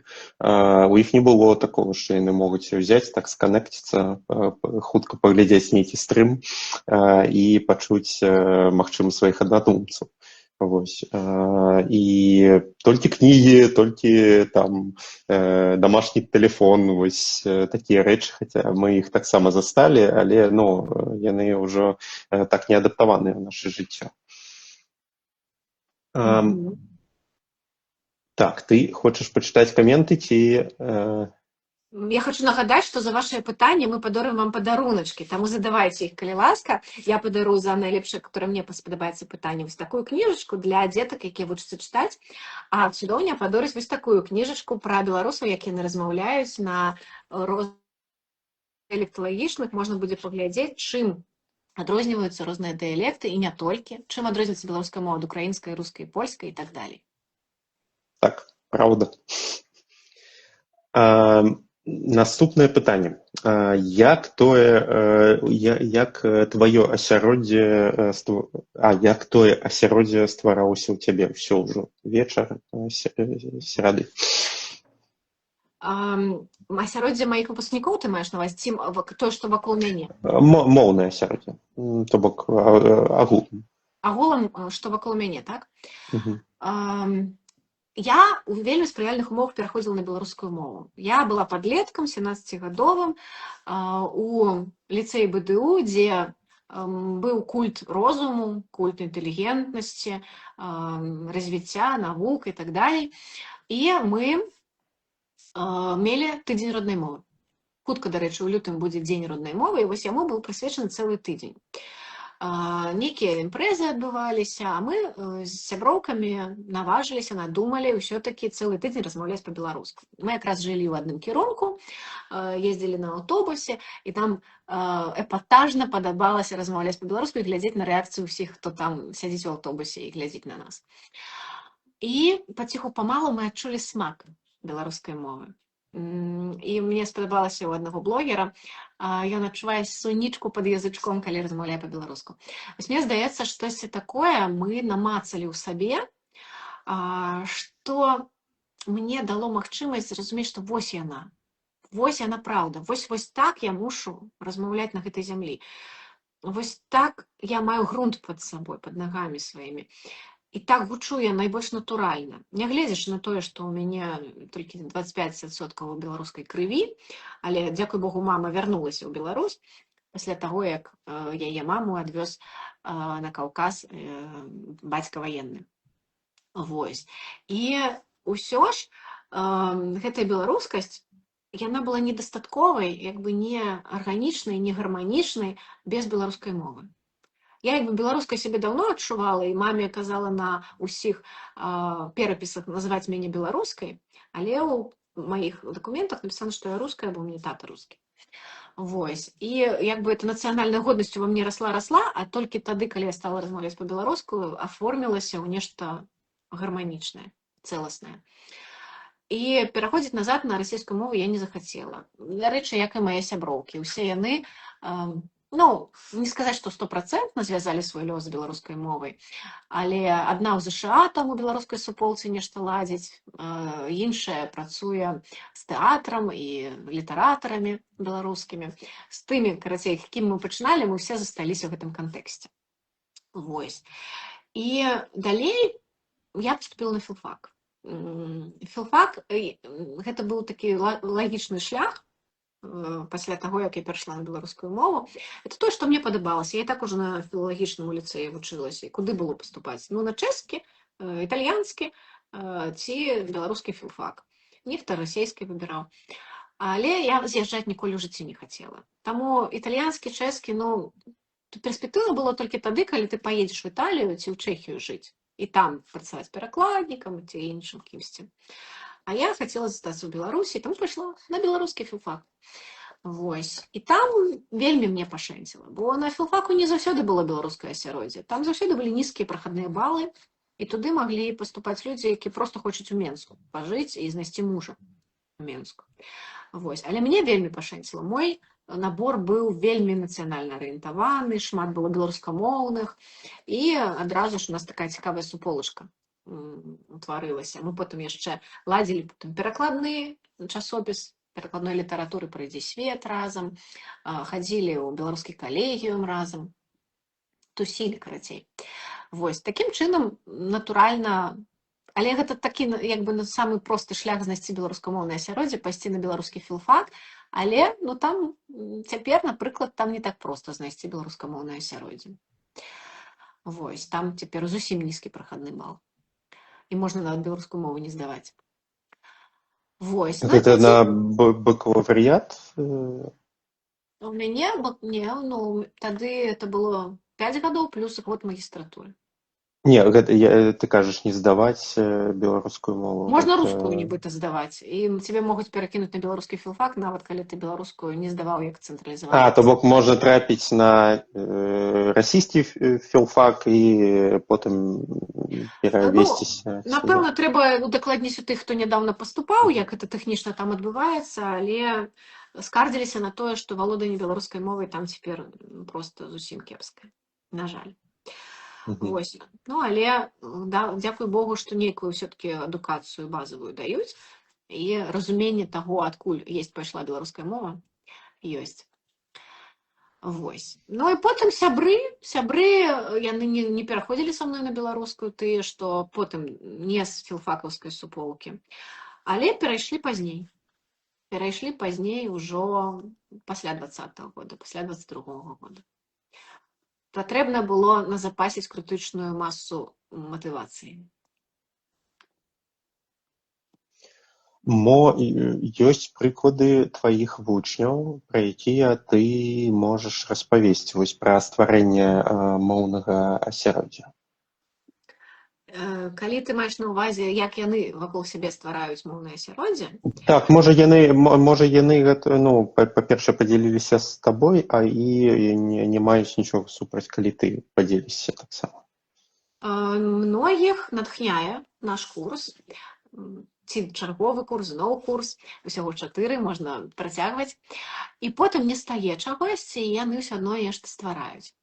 Дзяўчаты збольшага такія ініцыятыўныя стварылі клуб размоўны, у якім сустракаюцца і проста размаўляюць па-беларуску, там па серадах, здаецца.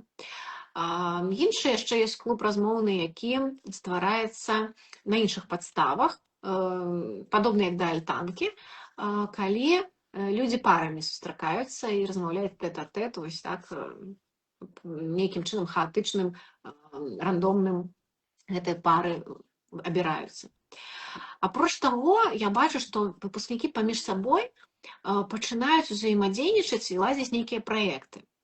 Мне выслалі мае выпускнікі, яны падружыліся ўжо, напэўна, у суполцы выпускнікоў і робяць такую гульню для партнёраў, партнёрак у сэнсе сексуальных партнёраў, нейкую такую, не ведаю, як для прылюды гульню паміж мужам і жонкай, напрыклад, хлопцам, дзяўчынай. Вось, мне давалі на тэставанне. Вось, і яны падружыліся у нашай суполцы і робяць цяпер супольны праект. Можа быць, выдадуць такую гульню. Калі зацікавіцеся, можа быць, вы можете быць у групе тэставання. Вось. Таму паціху памалу людзі, якія маюць патрэбу ўнутры развіваць гэтае асяроддзе, маюць нейкія стрыжні, арганізатарскія здольнасці, то яны ствараюць вакол сябе асяроддзе. Натхняюць мужа, жонку, дзяцей, ці самі былі натхнёныя мужам, жонкай ці дзецьмі. Вось, таму што сапраўды у мяне ёсць выпускніца, вось сёння выпусцілася, ці ўчора, якую натхніў сын, які 20 гадоў размаўляе па-беларуску, а яна толькі цяпер дайшла да гэтага і вучыць беларускую мову. Таму зусім па-рознаму гэта адбываецца. Аднойчы на маіх курсах сустрэліся суседкі з суседніх дамоў. Вось. Ну, потым, напэўна, спадзяюся, працягнулі камунікацыю ў офлайне.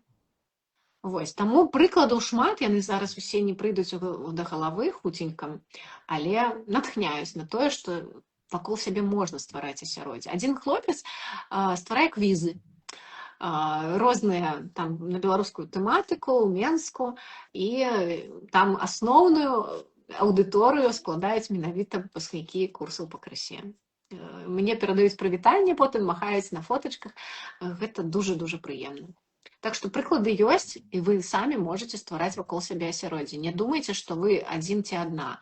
Тая самая вось мама, якая натхнілася сынам, яна у доктара, па-мойму, ці на рынку нешта сказала па-беларуску, і адразу ж доктар перайшоў на беларускую, і ўсё. І вось толькі адно слова, а ўжо вакол вас вы цудоўным чынам стварылі асяроддзе.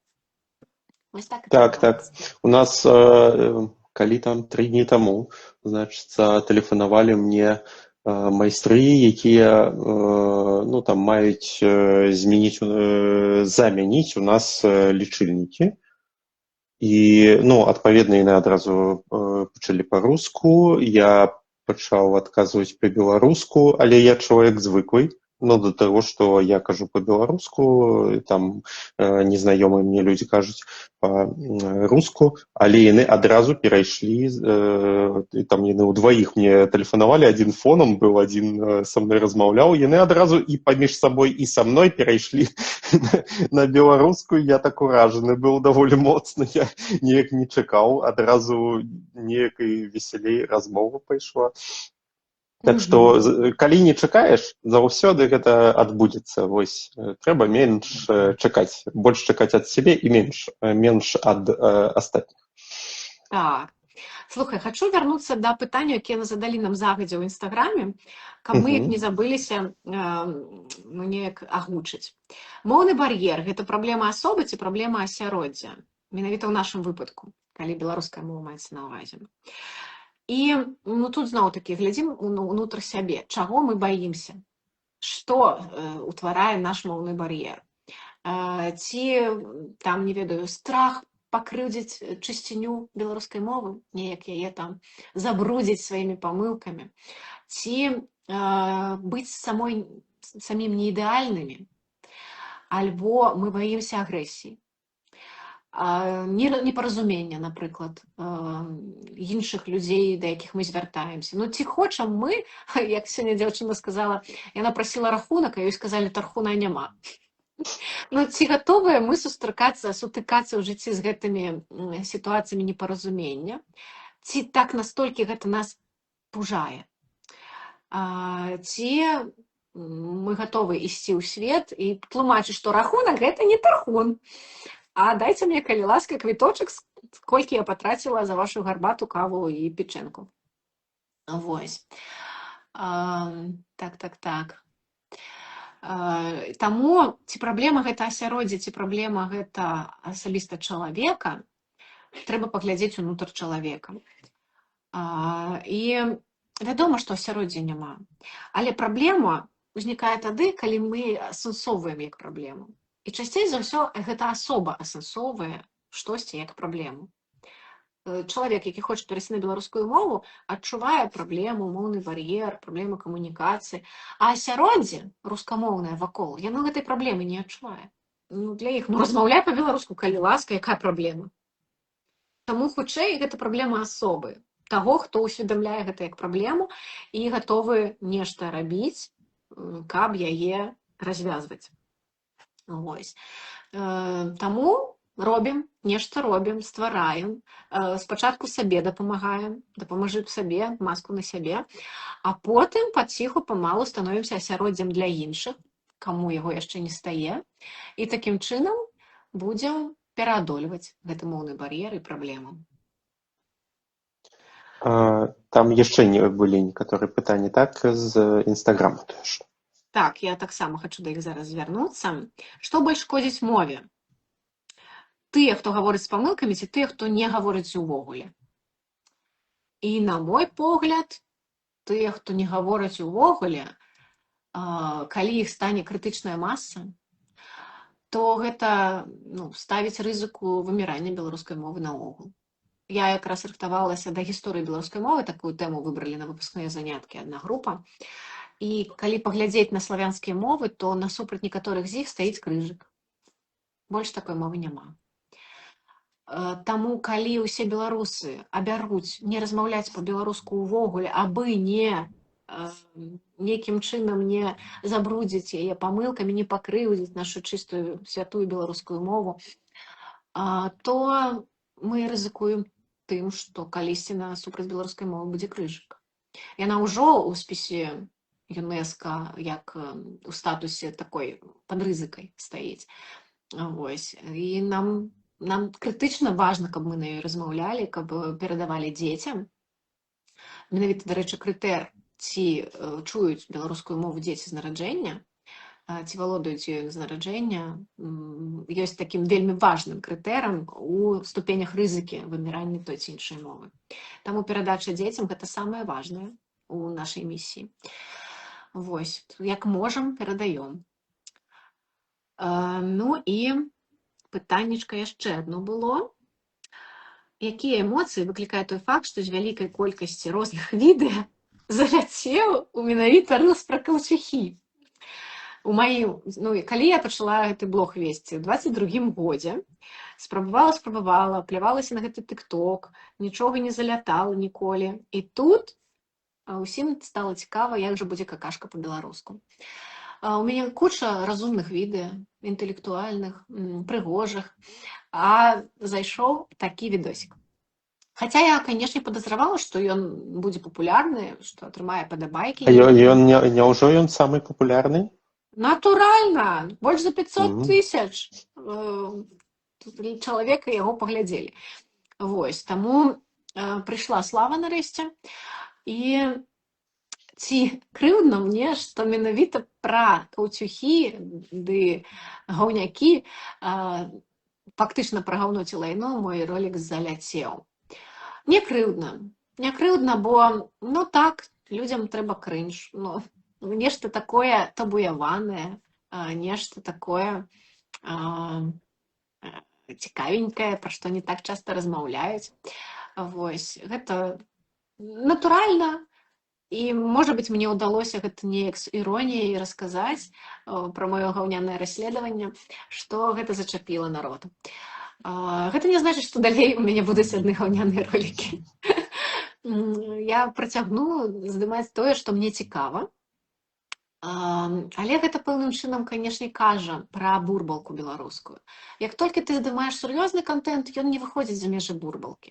Ён там і варыцца, ён там атрымае 2, 3, 6 тысяч праглядаў, ну і скінецца туды, скаціцца ўніз нейкай стужкі. Ну, можа быць, да кагосьці дойдзе, закране. А нешта вось такое, часам не ведаеш, што завірусіцца. Ну, яно хаця бы дазваляе выплеснуцца гэтаму всему за межы бурбалкі. Вось. Таму я рада, што гэты ролік зняла. І мне, дарэчы, муж казаў, не здымай, што ты, это ж какая-то фігня. Ну, вось, аказалася, не фігня. Ну, я тут хочу адказаць, што, па-першае, гэта не крынж. Ну, то бок, усё ж законы крынжу, яны крыху іншыя. То бок, это трэба нешта рабіць там на відэа, нешта крынжовае, ну, на мой погляд, нічога крынжовага там не рабіла. А вось наконт, ну, і рэтрывер там прыўкрасны. Прыўкрасны рэтрывер, так. Вось. Перагледзьце ролік, калі што. Так, то варта. Але наконт такога типу контенту по-беларуску, слухай, ну яго сапраўды не хапае.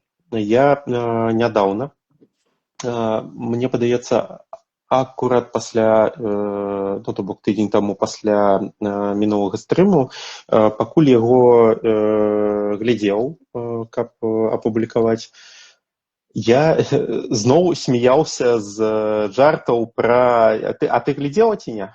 Яшчэ не паспела. Не паспеў. Там ёсць, значыць, лінгвістычныя жарты ў нас.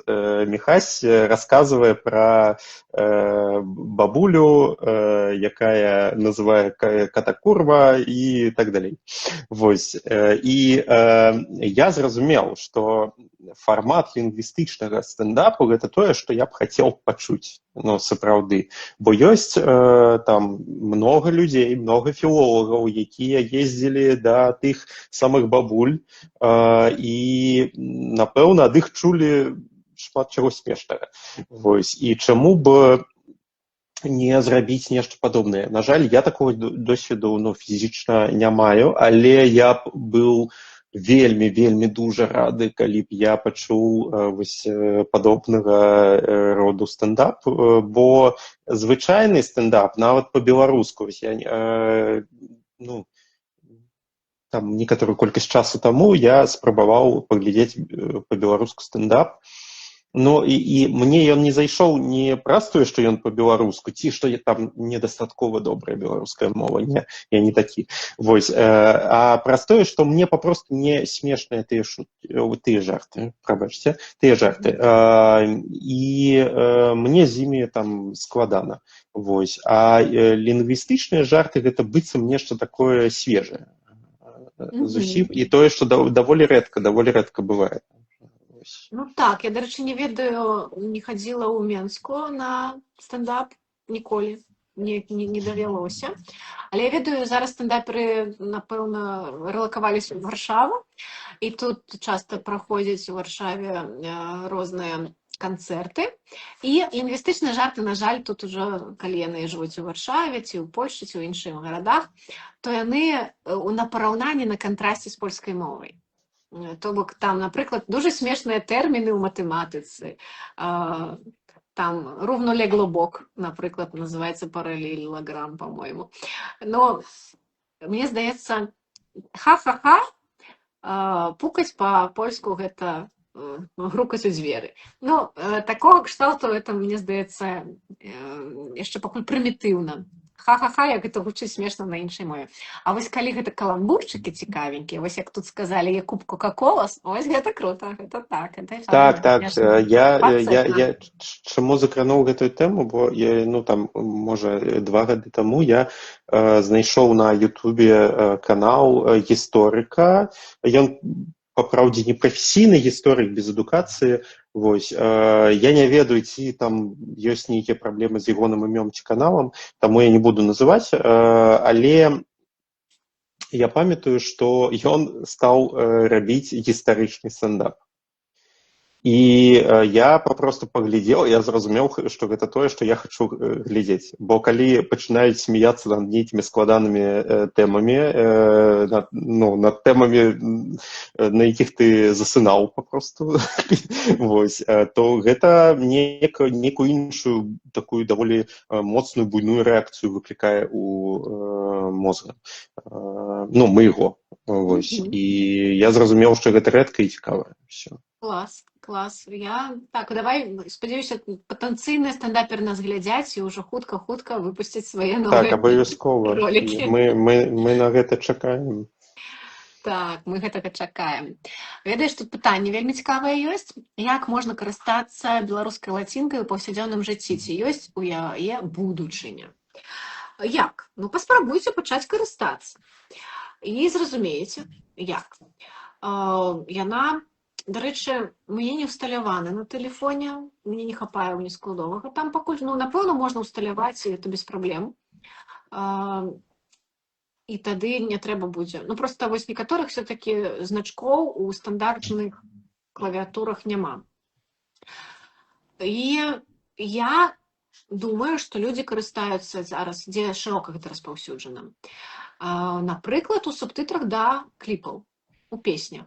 На канцэртах я часам бачыла, што ідуць тэкст песні менавіта лацінкай, а не кірыліцай. Гэта карыстань, гэта яшчэ таксама у назвах сайтаў. Мы мусім як бы лацінкай пісаць назвы сайтаў, так? Праўда, што беларускай наўрад ці, бо ўсе гаджыкі, на жаль, знікаюць. Гэта яшчэ прынты на Буська там, напрыклад, лацінкай гучыць і прыгожа выглядае. Брэнды, як мы пішам. Я ведаю шмат майстроў, якія падпісваюць свае работы менавіта лацінкай. На жаль, цяпер мала дзе на шыльдах, ці ў метро, ці недзе пабачыць беларускай лацінкі, але там менавіта яна патрэбная. Мне здаецца, і ў дакументах, і ў пашпартах лепш бы выглядала беларуская лацінка, а не кірыліца. І не вось гэты трансліт, які цяпер у нас ёсць. Але ці будзе масава выдавацца літаратура на лацінцы, ці будуць як адзіную графіку абіраць яе сайты, ці медыі, гэта вялікае пытанне. Я ведаю, што некаторыя сайты маюць такую кнопачку «Чытай на лацінцы», але гэта пакуль абмежаваная такая опцыя, далёка мала хто мае рэсурсы карыстацца. І якая тут будучыня? Будучыня ёсць у таго, чым карыстаецца шмат людзей. Пакуль я ведаю, што лацінкай мала людзей карыстаецца. Менш, чым тых, хто карыстаецца беларускай мовай. І думаю, што нават хваля эміграцыі на гэта не паўплывае. Мне здаецца, што не. Нават тое, што дзяцей, можа быць, некаторыя кажуць, што трэба ўжо дзяцей тых эмігрантаў, якія вучацца ў ЗША, у польскай школе, чэшскай, якой-небудзь там ангельскай, ім прасцей будзе на лацінцы вывучыць беларускую мову. Я ў гэтым не ўпэўненая. Ёсць, канешне, элементары лацінкавыя, калі што, ёсць як навучыць дзетак чытаць, но мне здаецца, будучыня ў яе ёсць, але ў абмежаваных сферах. Мне так выдаецца. Пакуль не адбылося нечага іншага, нейкага выбуху. Можа быць, штосьці завірусіцца на лацінцы і ўсе захочуць перайсці на лацінку, я ж не ведаю. Вось, і тут яшчэ было, ведаеш, пытанне такое, якое мяне цяпер вярэдзіць акурат. для вывучэння беларускай мовы пасуюць агульнапрынятыя методыкі вывучэння моваў, ці ёсць нейкія своеасаблівыя? І тут гэта акурат пытанне, якім я цяпер займаюся, калі выступаю на канферэнцыях. Я ў сваёй методыцы міксую методыку вывучэння беларускай мовы як роднай, якую мы вывучалі ў школе, і міксую метады вывучэння мовы як замежнай, якую я там пачарпнула падчас вывучэння іншых моваў. Напрыклад, у мяне на занятках матэрыял арганізаваны паводле тэматычнага прынцыпу. На кожныя заняткі мы абіраем тэму. Альбо я іх абрала, калі стварыла курс, што мы, напрыклад, на першых занятках будзем пра знаёмствы, потым пра спатканні, потым пра каханне, вяселле і разводы, потым пра канфлікты і, напрыклад, любоў да сябе ў канцы. Трошкі, некую логіку тэматычную выбудоўваю. Альбо, калі гэта быў курс мова культуры, то там былі тэмы, чым мы адметны, культурны шок, потым ідём па розных сферах культуры. Літаратура, мастацтва візуальнае, далей музыка, архітэктура, трошкі там скульптуры закранулі, народнае мастацтва, святы і так далей. Вось. І тэматычны прынцып заўсёды дае глебу для размоваў, для камунікацыі на занятках. Лёгка размаўляць пра ежу. Вам усім ёсць што сказаць пра ежу. Але вам няма нічога сказаць пра дзеясловы. Вы нічога не можете сказаць пра часціцы. У вас просто няма меркавання пра дзеепрыслоўі.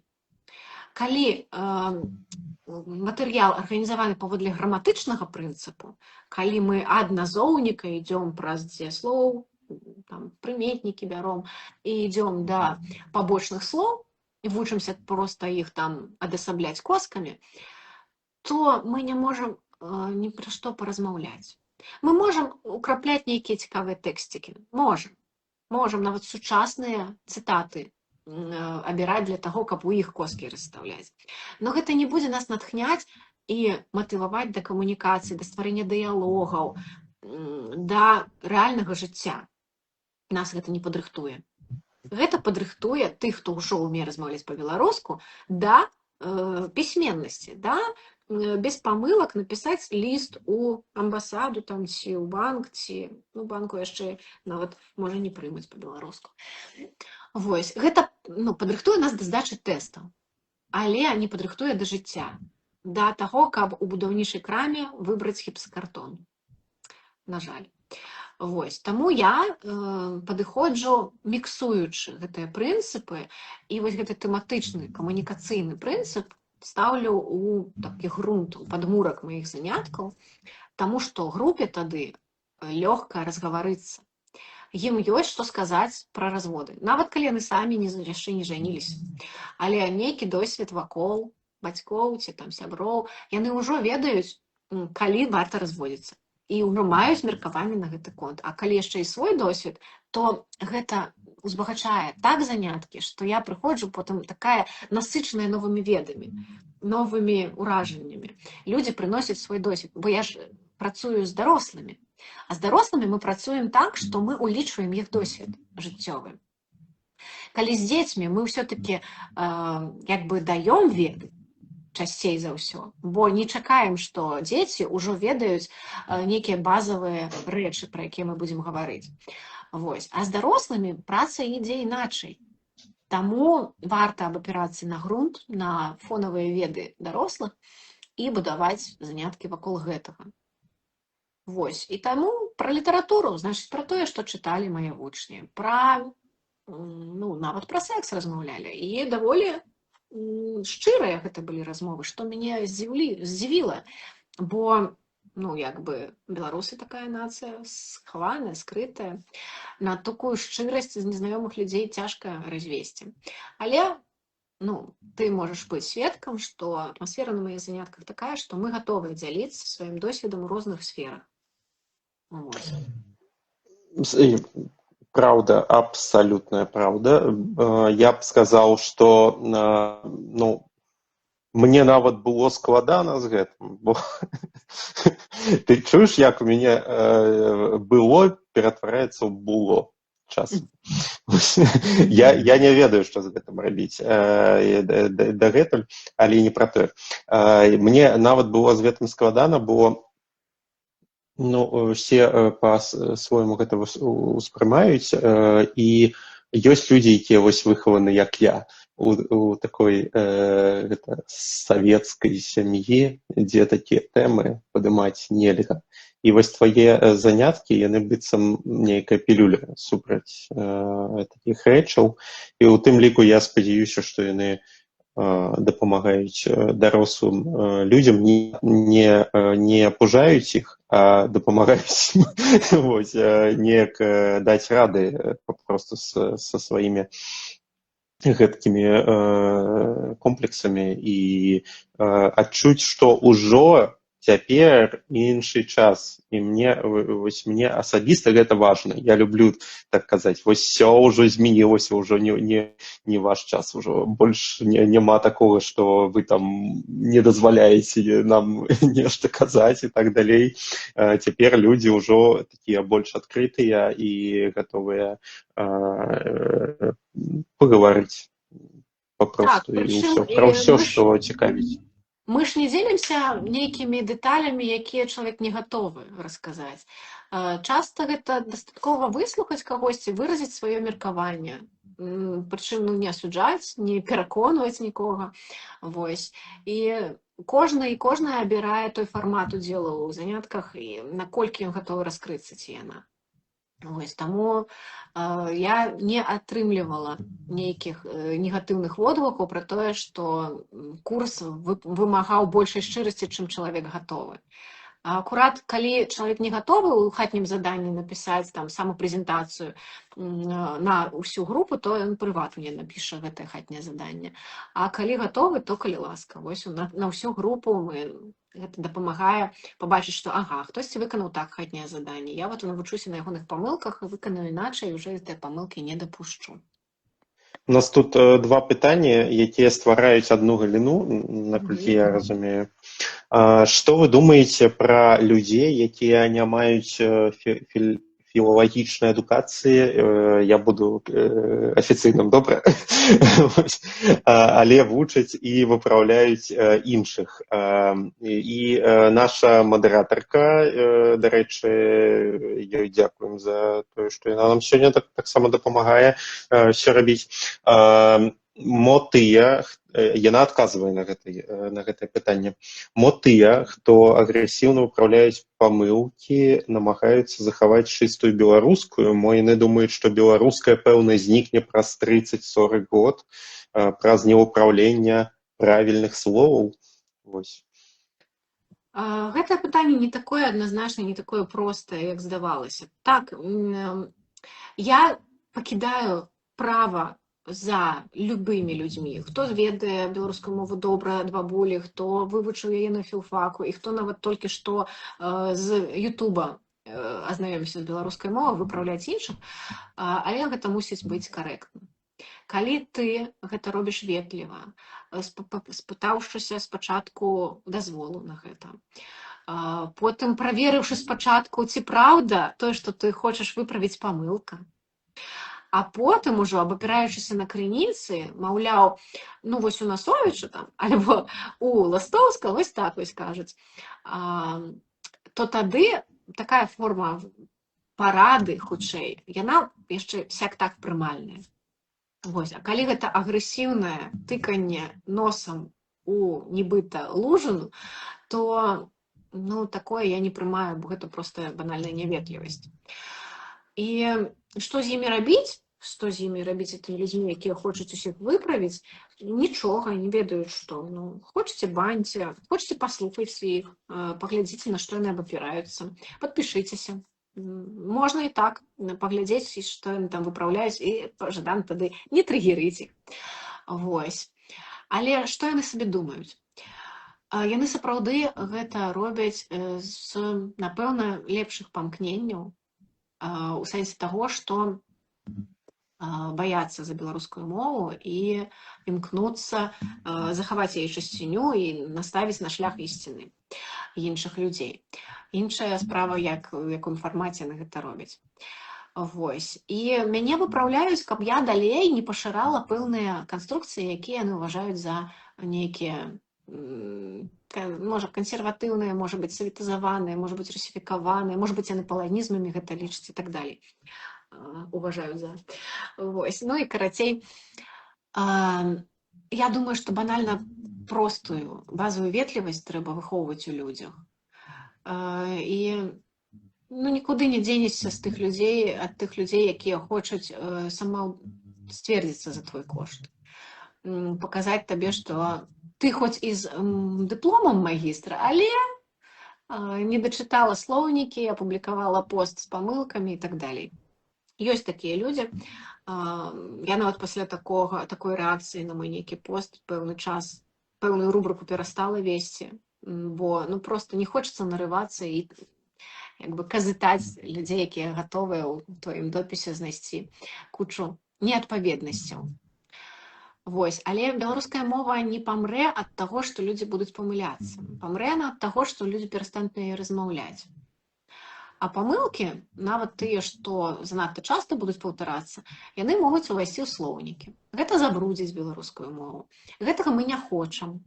Гэта можа нават граматычную яе структуру парушыць.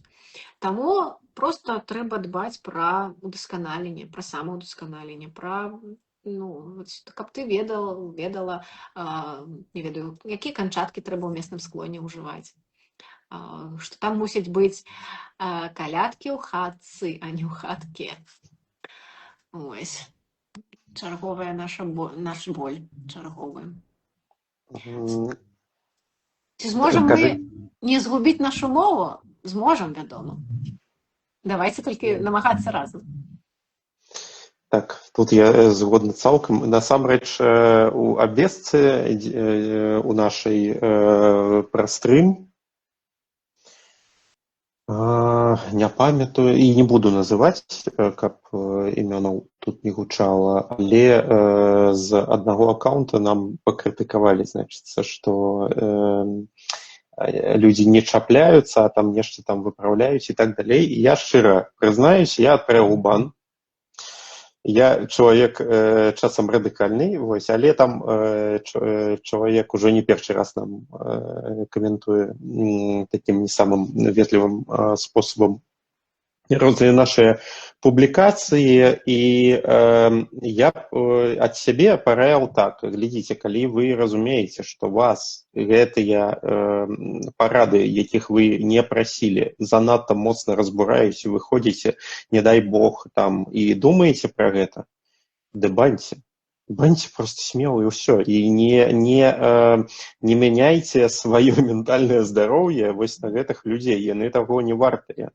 І калі вам часам кажацца, што вы забанілі папросту так, ці чалавек там, магчыма, не хацеў такога, просто памятайце пра тое, што самае важнае — гэта захаваць вашу менталку. А ўсё астатняе — гэта ўжо, мы людзі з інтэрнэту. Ад таго, што вы нас забаніце, нам горш не стане. А калі вам ад гэтага стане лепш, дык калі ласка. І тут Вамбат Трэвела параіў вельмі класную кнігу. Я ўжо бачу па апісанні, што я вельмі хачу прачытаць. «Чужая краіна чарніцы». Ну, і напэўна так, але, можа быць, па-беларуску гучала б іначай. Галоўнае, каб у ёй не было абмежаванняў. Вось што мяне гэта больш хвалюе. Абмежаванне тое, што на рускую з фінскай перакладзена, я так разумею. Па-беларуску яшчэ няма. Вось. Ну, а я вельмі люблю скандынаўскую літаратуру, абажаю проста, асабліва падлеткаў, Яны Даут, вельмі рэкамендую, і вельмі мала што ёсць па-беларуску, на жаль. Але калі вось пра дзяцей казаць, то «Маё шчаслівае жыццё», па-мойму, першая кніга пачынаецца, і там серыя, ёсць некалькі кніжак. Ну, гэта для такога ўзросту 10 гадоў. А потым вось я гэтую куплю. Дзякуй вялікі за рэкамендацыю. Дужа цікавая фабула. Пачытайце ў каментарах апісанне. Дзякуй, так, таксама згодны. У мяне тут ёсць пытанне пра партрэт носьбіта. Вось. Мгм. Мы, напэўна, па блоках пытанняў ўсё сёння не паспеем, і гэта не так страшна.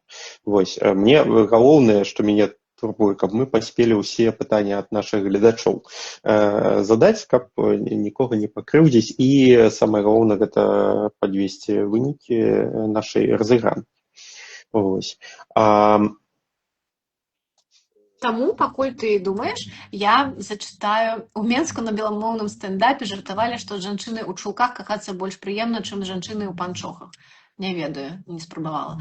Мне было не смешна, праз 2,5 гады зноў хадзілі, і зноў быў той же самы жарт. І далей не ўпэўнена, што хтосьці падмовіўся ад любошчаў з якой-небудзь Мерлін Монро з-за таго, што на ёй панчохі, а не чулкі. Ну і што тут пракаментуеш? Мы ўжо гаварылі з вами пра заняткі пра секс і пра беларускую мову. Гэтыя тэмы даволі добра спалучаюцца ў нашых дыскусіях у каментарах. І калі нехта думае, што беларуская мова нейкая несексуальная, і на ёй немагчыма кахацца, то гэта вялізная памылка. Бо як жа тады беларусы нарадзіліся? Як вы думаеце? Не праз час сексу хіба яны былі зачаты? Вось, гаварылі неяк і крычалі, і што толькі не рабілі па-беларуску, пакуль нараджаліся нашыя продкі і мы. Так, ну што там у нас па каментарах? Не засталося на што нам адказаць яшчэ? Ну, не ведаю, няхай мадэратарка нам падкажа, альбо вы, хто нас слухаеце, ці ёсць у вас яшчэ пытаннічкі, напішыце, ці мы, можа быць, нешта прапусцілі. Тады я пакуль задам сваё пытанне. Угу. Ці мае беларуская мова паняцце сярэдняга ўзросту, ці, можа, партрэт носьбіта? Твае назіранні, хто такі беларускамоўны беларус ці беларускамоўная беларуска? Так, ну гэта вельмі складанае пытанне, бо мы вельмі дуже розныя. Тым больш, што гэта ты пытаешся мяне не пра партрэт маёй аўдыторыі, майго вучня ці вучаніцы, а цалкам пра ўсіх беларускамоўных, якіх неяк пад адзін капыл немагчыма на адзін капыл вымерыць. Гэта цалкам розныя людзі. І калі гаварыць пра апошнюю хвалю, то гэта свядомы ўжо такі век сталы, 30, плюс-мінус 30 гадоў. І яны прыйшлі да гэтага свядома, ўжо на фоне нейкіх сваіх, можа быць, разводаў, можа быць, пераездаў, можа быць, нейкіх іншых стратаў ці набыткаў у сваім жыцці, яны пачынаюць шукаць сябе праз беларускасць. І вось знаходзяць у беларускай мове, у ідэнтычнасці, часам ідуць далей, глыбей капаць, у этнаграфію, у розныя там практыкі, такія як ткацтва, спевы народныя. І мужчыны, і жанчыны, дарэчы, ідуць на народныя спевы. Я вось гэта заўважаю. Да Шумы, да Доўгушава. І гэты працэс ідзе. Я бачу яго як у эміграцыі, так і ў Беларусі, унутры. Як танцы танчаць, як спевы спяваюць, як калядуюць. Вось гэтыя людзі, яны рознага веку. Ну, мне здаецца, што сярэдняга веку, найперш, у якіх ужо ёсць дзеці. І, можа быць, яны ўжо даўно былі беларускамоўнымі, можа пераходзіць толькі цяпер. Некаторых менавіта нараджэнне, цяжарнасць нараджэння дзяцей натхняе на пераход да беларускасці. Некаторыя беларускамоўныя ўжо даўно, там, не ведаю, са сваіх 17 гадоў, са свайго там 2006 года, 2010 года, з нейкіх такіх махнатых гадоў, калі самыя вось нейкія адбыліся зрухі ў жыцці чалавека, калі ён перайшоў на беларускую. Мне, калі я праводзіла даследаванне, навошта вам беларуская мова, і пыталася, з якога часу вы размаўляеце па-беларуску, пэўная, не памятаю канкрэтна працэнт апытаных, але апытала я каля 400 чалавек тады, больш крышку. Вось тады адказалі, што многія з іх размаўлялі з дзяцінства. І гэты працэс быў неперарыўны. Не скажу, што это нейкі пагалоўны працэс, не, працэнт. Такіх людзей было няшмат, але ўсё ж маглі перайсці на беларускую мову, альбо, напрыклад, на расейскую мову маглі пераходзіць в універсітэце пэўны час, а потым зноў вярталіся да беларускай. І уяўленне такое, што беларускамоўны, калі ён ужо беларускамоўны, то ён мусіць быць паўсюль беларускамоўным. Мне здаецца, крыху завышанае чаканне, нейкая ідэалізацыя. Чаму? Чаму мы такую планку ставім чалавеку? Беларус, які там, не ведаю, пераехаў з ЗША, ён што, 100% потым па-ангельску гаворыць і ніколі не вяртаецца да роднай мовы? Не. То чаму беларускамоўны мусіць 100% з усімі людзьмі на свеце размаўляць па-беларуску? Не абавязкова. Вось. Тут пішуць, што бусел прыносіць беларусаў. Дарэчы, ты не ведаў? Магчыма. Даведайцеся на курсах Паліны. Раней лічылася, што беларуская мова больш распаўсюджаная ў вёсках. Ці можна лічыць, што гэта дагэтуль так? Цяпер працэнтныя суадносіны ацаніць мне цяжэй, таму што мне здаецца, што ў апошні перапіс насельніцтва была такая пазіцыя ў людзей, нягледзячы на тое, на якой мове яны фактычна размаўляюць у сям'і, ці з нараджэння, ці не з нараджэння, які працэнт у іх камунікацыі ахоплівае беларуская мова, людзі былі зацікаўленыя паставіць беларускую мову як родную. І, можа быць, крышку ідэалізаваць вынікі, каб паўплываць на агульную статыстыку. Гэта важна, бо часта улады потым спасылаюцца на вынікі перапісаў. Таму цягванне пад ідэальную беларускамоўную карцінку, яна была апраўданая. Але яна, можа быць, не паказвае рэальнай сітуацыі. Вось. І таму там можна будзе паглядзець, напэўна, калі гэта адкрытая статыстыка паводле перапісу, дзе беларускамоўных аказалася больш у вёсках ці ў гарадах. Але калі глядзець на наш досвед, то мы яшчэ можам ездзіць па экспедыцыях, па Палессі, па нейкіх іншых вёсках, якія яшчэ не вымерлі цалкам, і слухаць, як там гавораць. І вы не пачуеце там чыстай літаратурнай мовы. І не чакайце пачуць. Але і не спяшайцеся навешваць такія цэтлікі, маўляў, гэта трасянка. Хутчэй за ўсё, гэта дыялект. Дыялект, які адчувае ўплыў тэлевізара.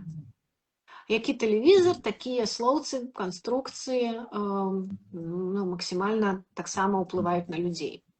І можна пабачыць, як іх стыль і як колькасць русізмаў адрозніваецца ад таго, каму гавораць гэтыя людзі. Калі яны думаюць, што іх не здымае камера на тэлевізар, то яны гавораць па-простаму, па-свойму, і там шмат беларусізмаў.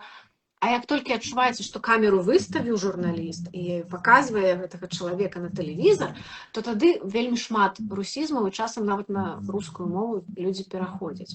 Гэта такі, у нас уже доўгімі гадамі сфармаваны комплекс, што чым ты больш сур'ёзным хочаш выглядаць, больш разумным, тым ты мусіш размаўляць на той мове папулярнай, прызнанай у гэтым грамадстве. І, на жаль, цяпер у Беларусі больш распаўсюджаная расейская мова, і яна дае большыя перспектывы у галіне адукацыі, па службе прасоўвання.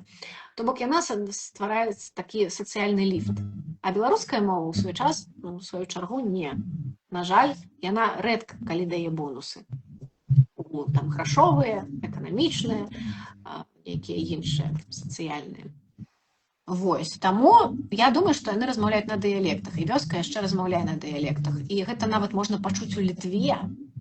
Пад Вільня яшчэ можна пачуць чыстую беларускую мову ад дзяцей, пакуль яны не пойдуць у літоўскую школу. Хаця, вось, дарэчы, літоўская мова мала ўплывае на славян. Наадварот, адбываецца славянізацыя балтаў. Вось. І таму тыя дзеці, якія ў вёсцы размаўляюць па-беларуску, а потым ідуць у літоўскамоўную школу, гэтыя мовы не сціраюць адна адной, не канкуруюць, яны паралельна існуюць, не ўплываюць. Вось так. Горад. У горадзе ёсць такія беларусы, як мы, якія важна, каб мы не баяліся адкрываць рот па-беларуску. Вось тады мы будзем ствараць ўражанне, што горад размаўляе па-беларуску.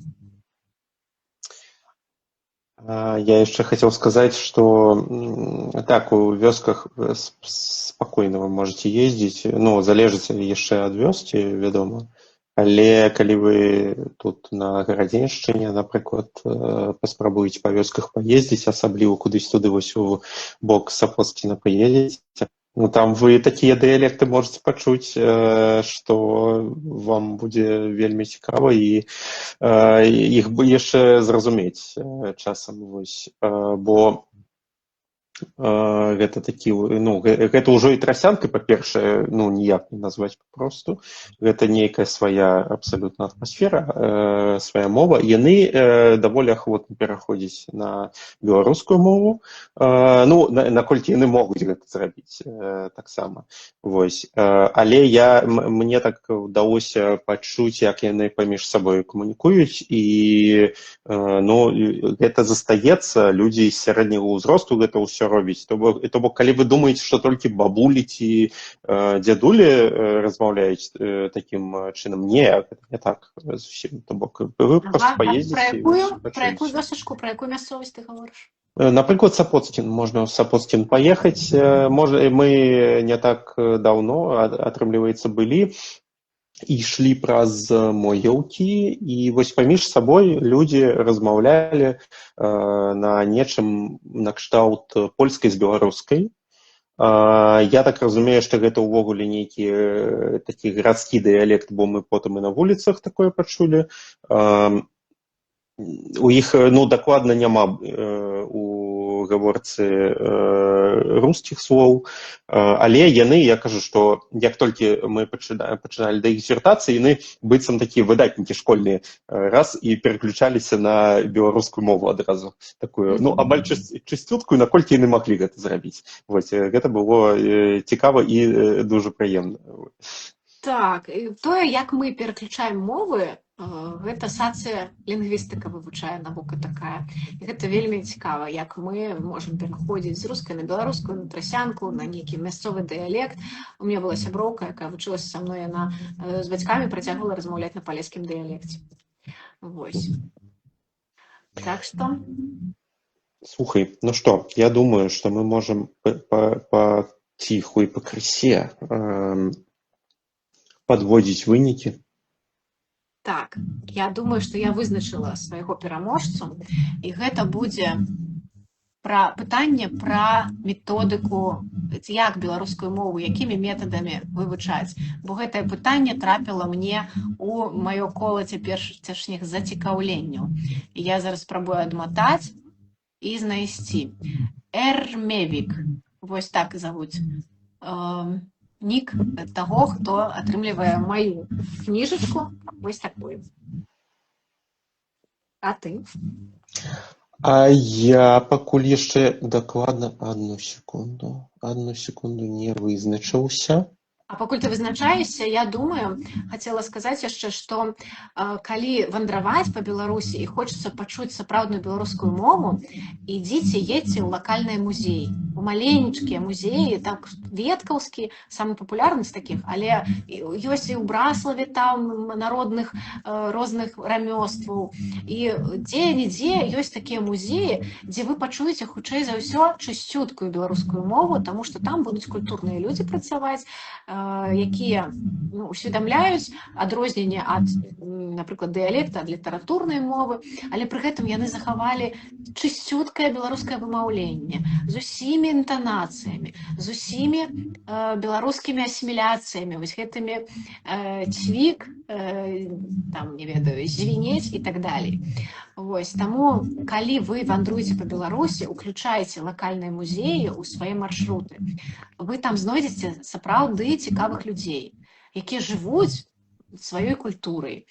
Вось мне, калі я бачу такія ролікі ў інстаграме, дзе часам паказваюць якусь сціплую даволі экспазіцыю, звычайнай якосці хатцы там, ці якімсьці там доме культуры, але як пра гэта расказваюць мясцовае насельніцтва, мясцовыя супрацоўнікі гэтых музеяў, ці ў Сулу хаця бы нават з'ездзіць. Я там памятаю, была цудоўная проста экскурсаводка, якая расказвала праз душу сваю, прапускала ўсю гісторыю таго, што яна там апавядала. Вось, таму музей, калі ласка. Вось, у Ракуцёўшчыне, у Вязанцы ўсе размаўлялі па-беларуску, таму і ездзіце ў гэтыя музеі. Я вызначыўся. Ось. Тут нам на пачатку стрыму задавалі пытанне, як бяспечна для сябе адказаць незнаёмаму чалавеку на пытанне, чаму вы размаўляеце па-беларуску і так далей. Ад піцарій, я не ведаю, як з лацінцы прачытаць, каб нармальна гучала. Вось. Мы дарым кнігу «Як гавораць беларусы», каб крыху падтрымаць чалавека, вось, і можна паказваць у адказ на гэтае пытанне гэтую кнігу, вось, і там будуць усе адказы, як гавораць беларусы, і, магчыма, нават чаму. Так, дзякуй вам велічэзнае таксама за пытанне, за тое, што былі з намі на гэтым эфіры. Яны пытанні былі цікавыя. Ну і табе дзякую, Кірыла, што запрасіў мяне. А табе дзякуй, што згадзілася да нас прыйсці. Вось. Усім тады всяго добрага і дабранач. Так, дабранач. Дзякуй, што прыйшлі. Шчасліва. Шчасліва.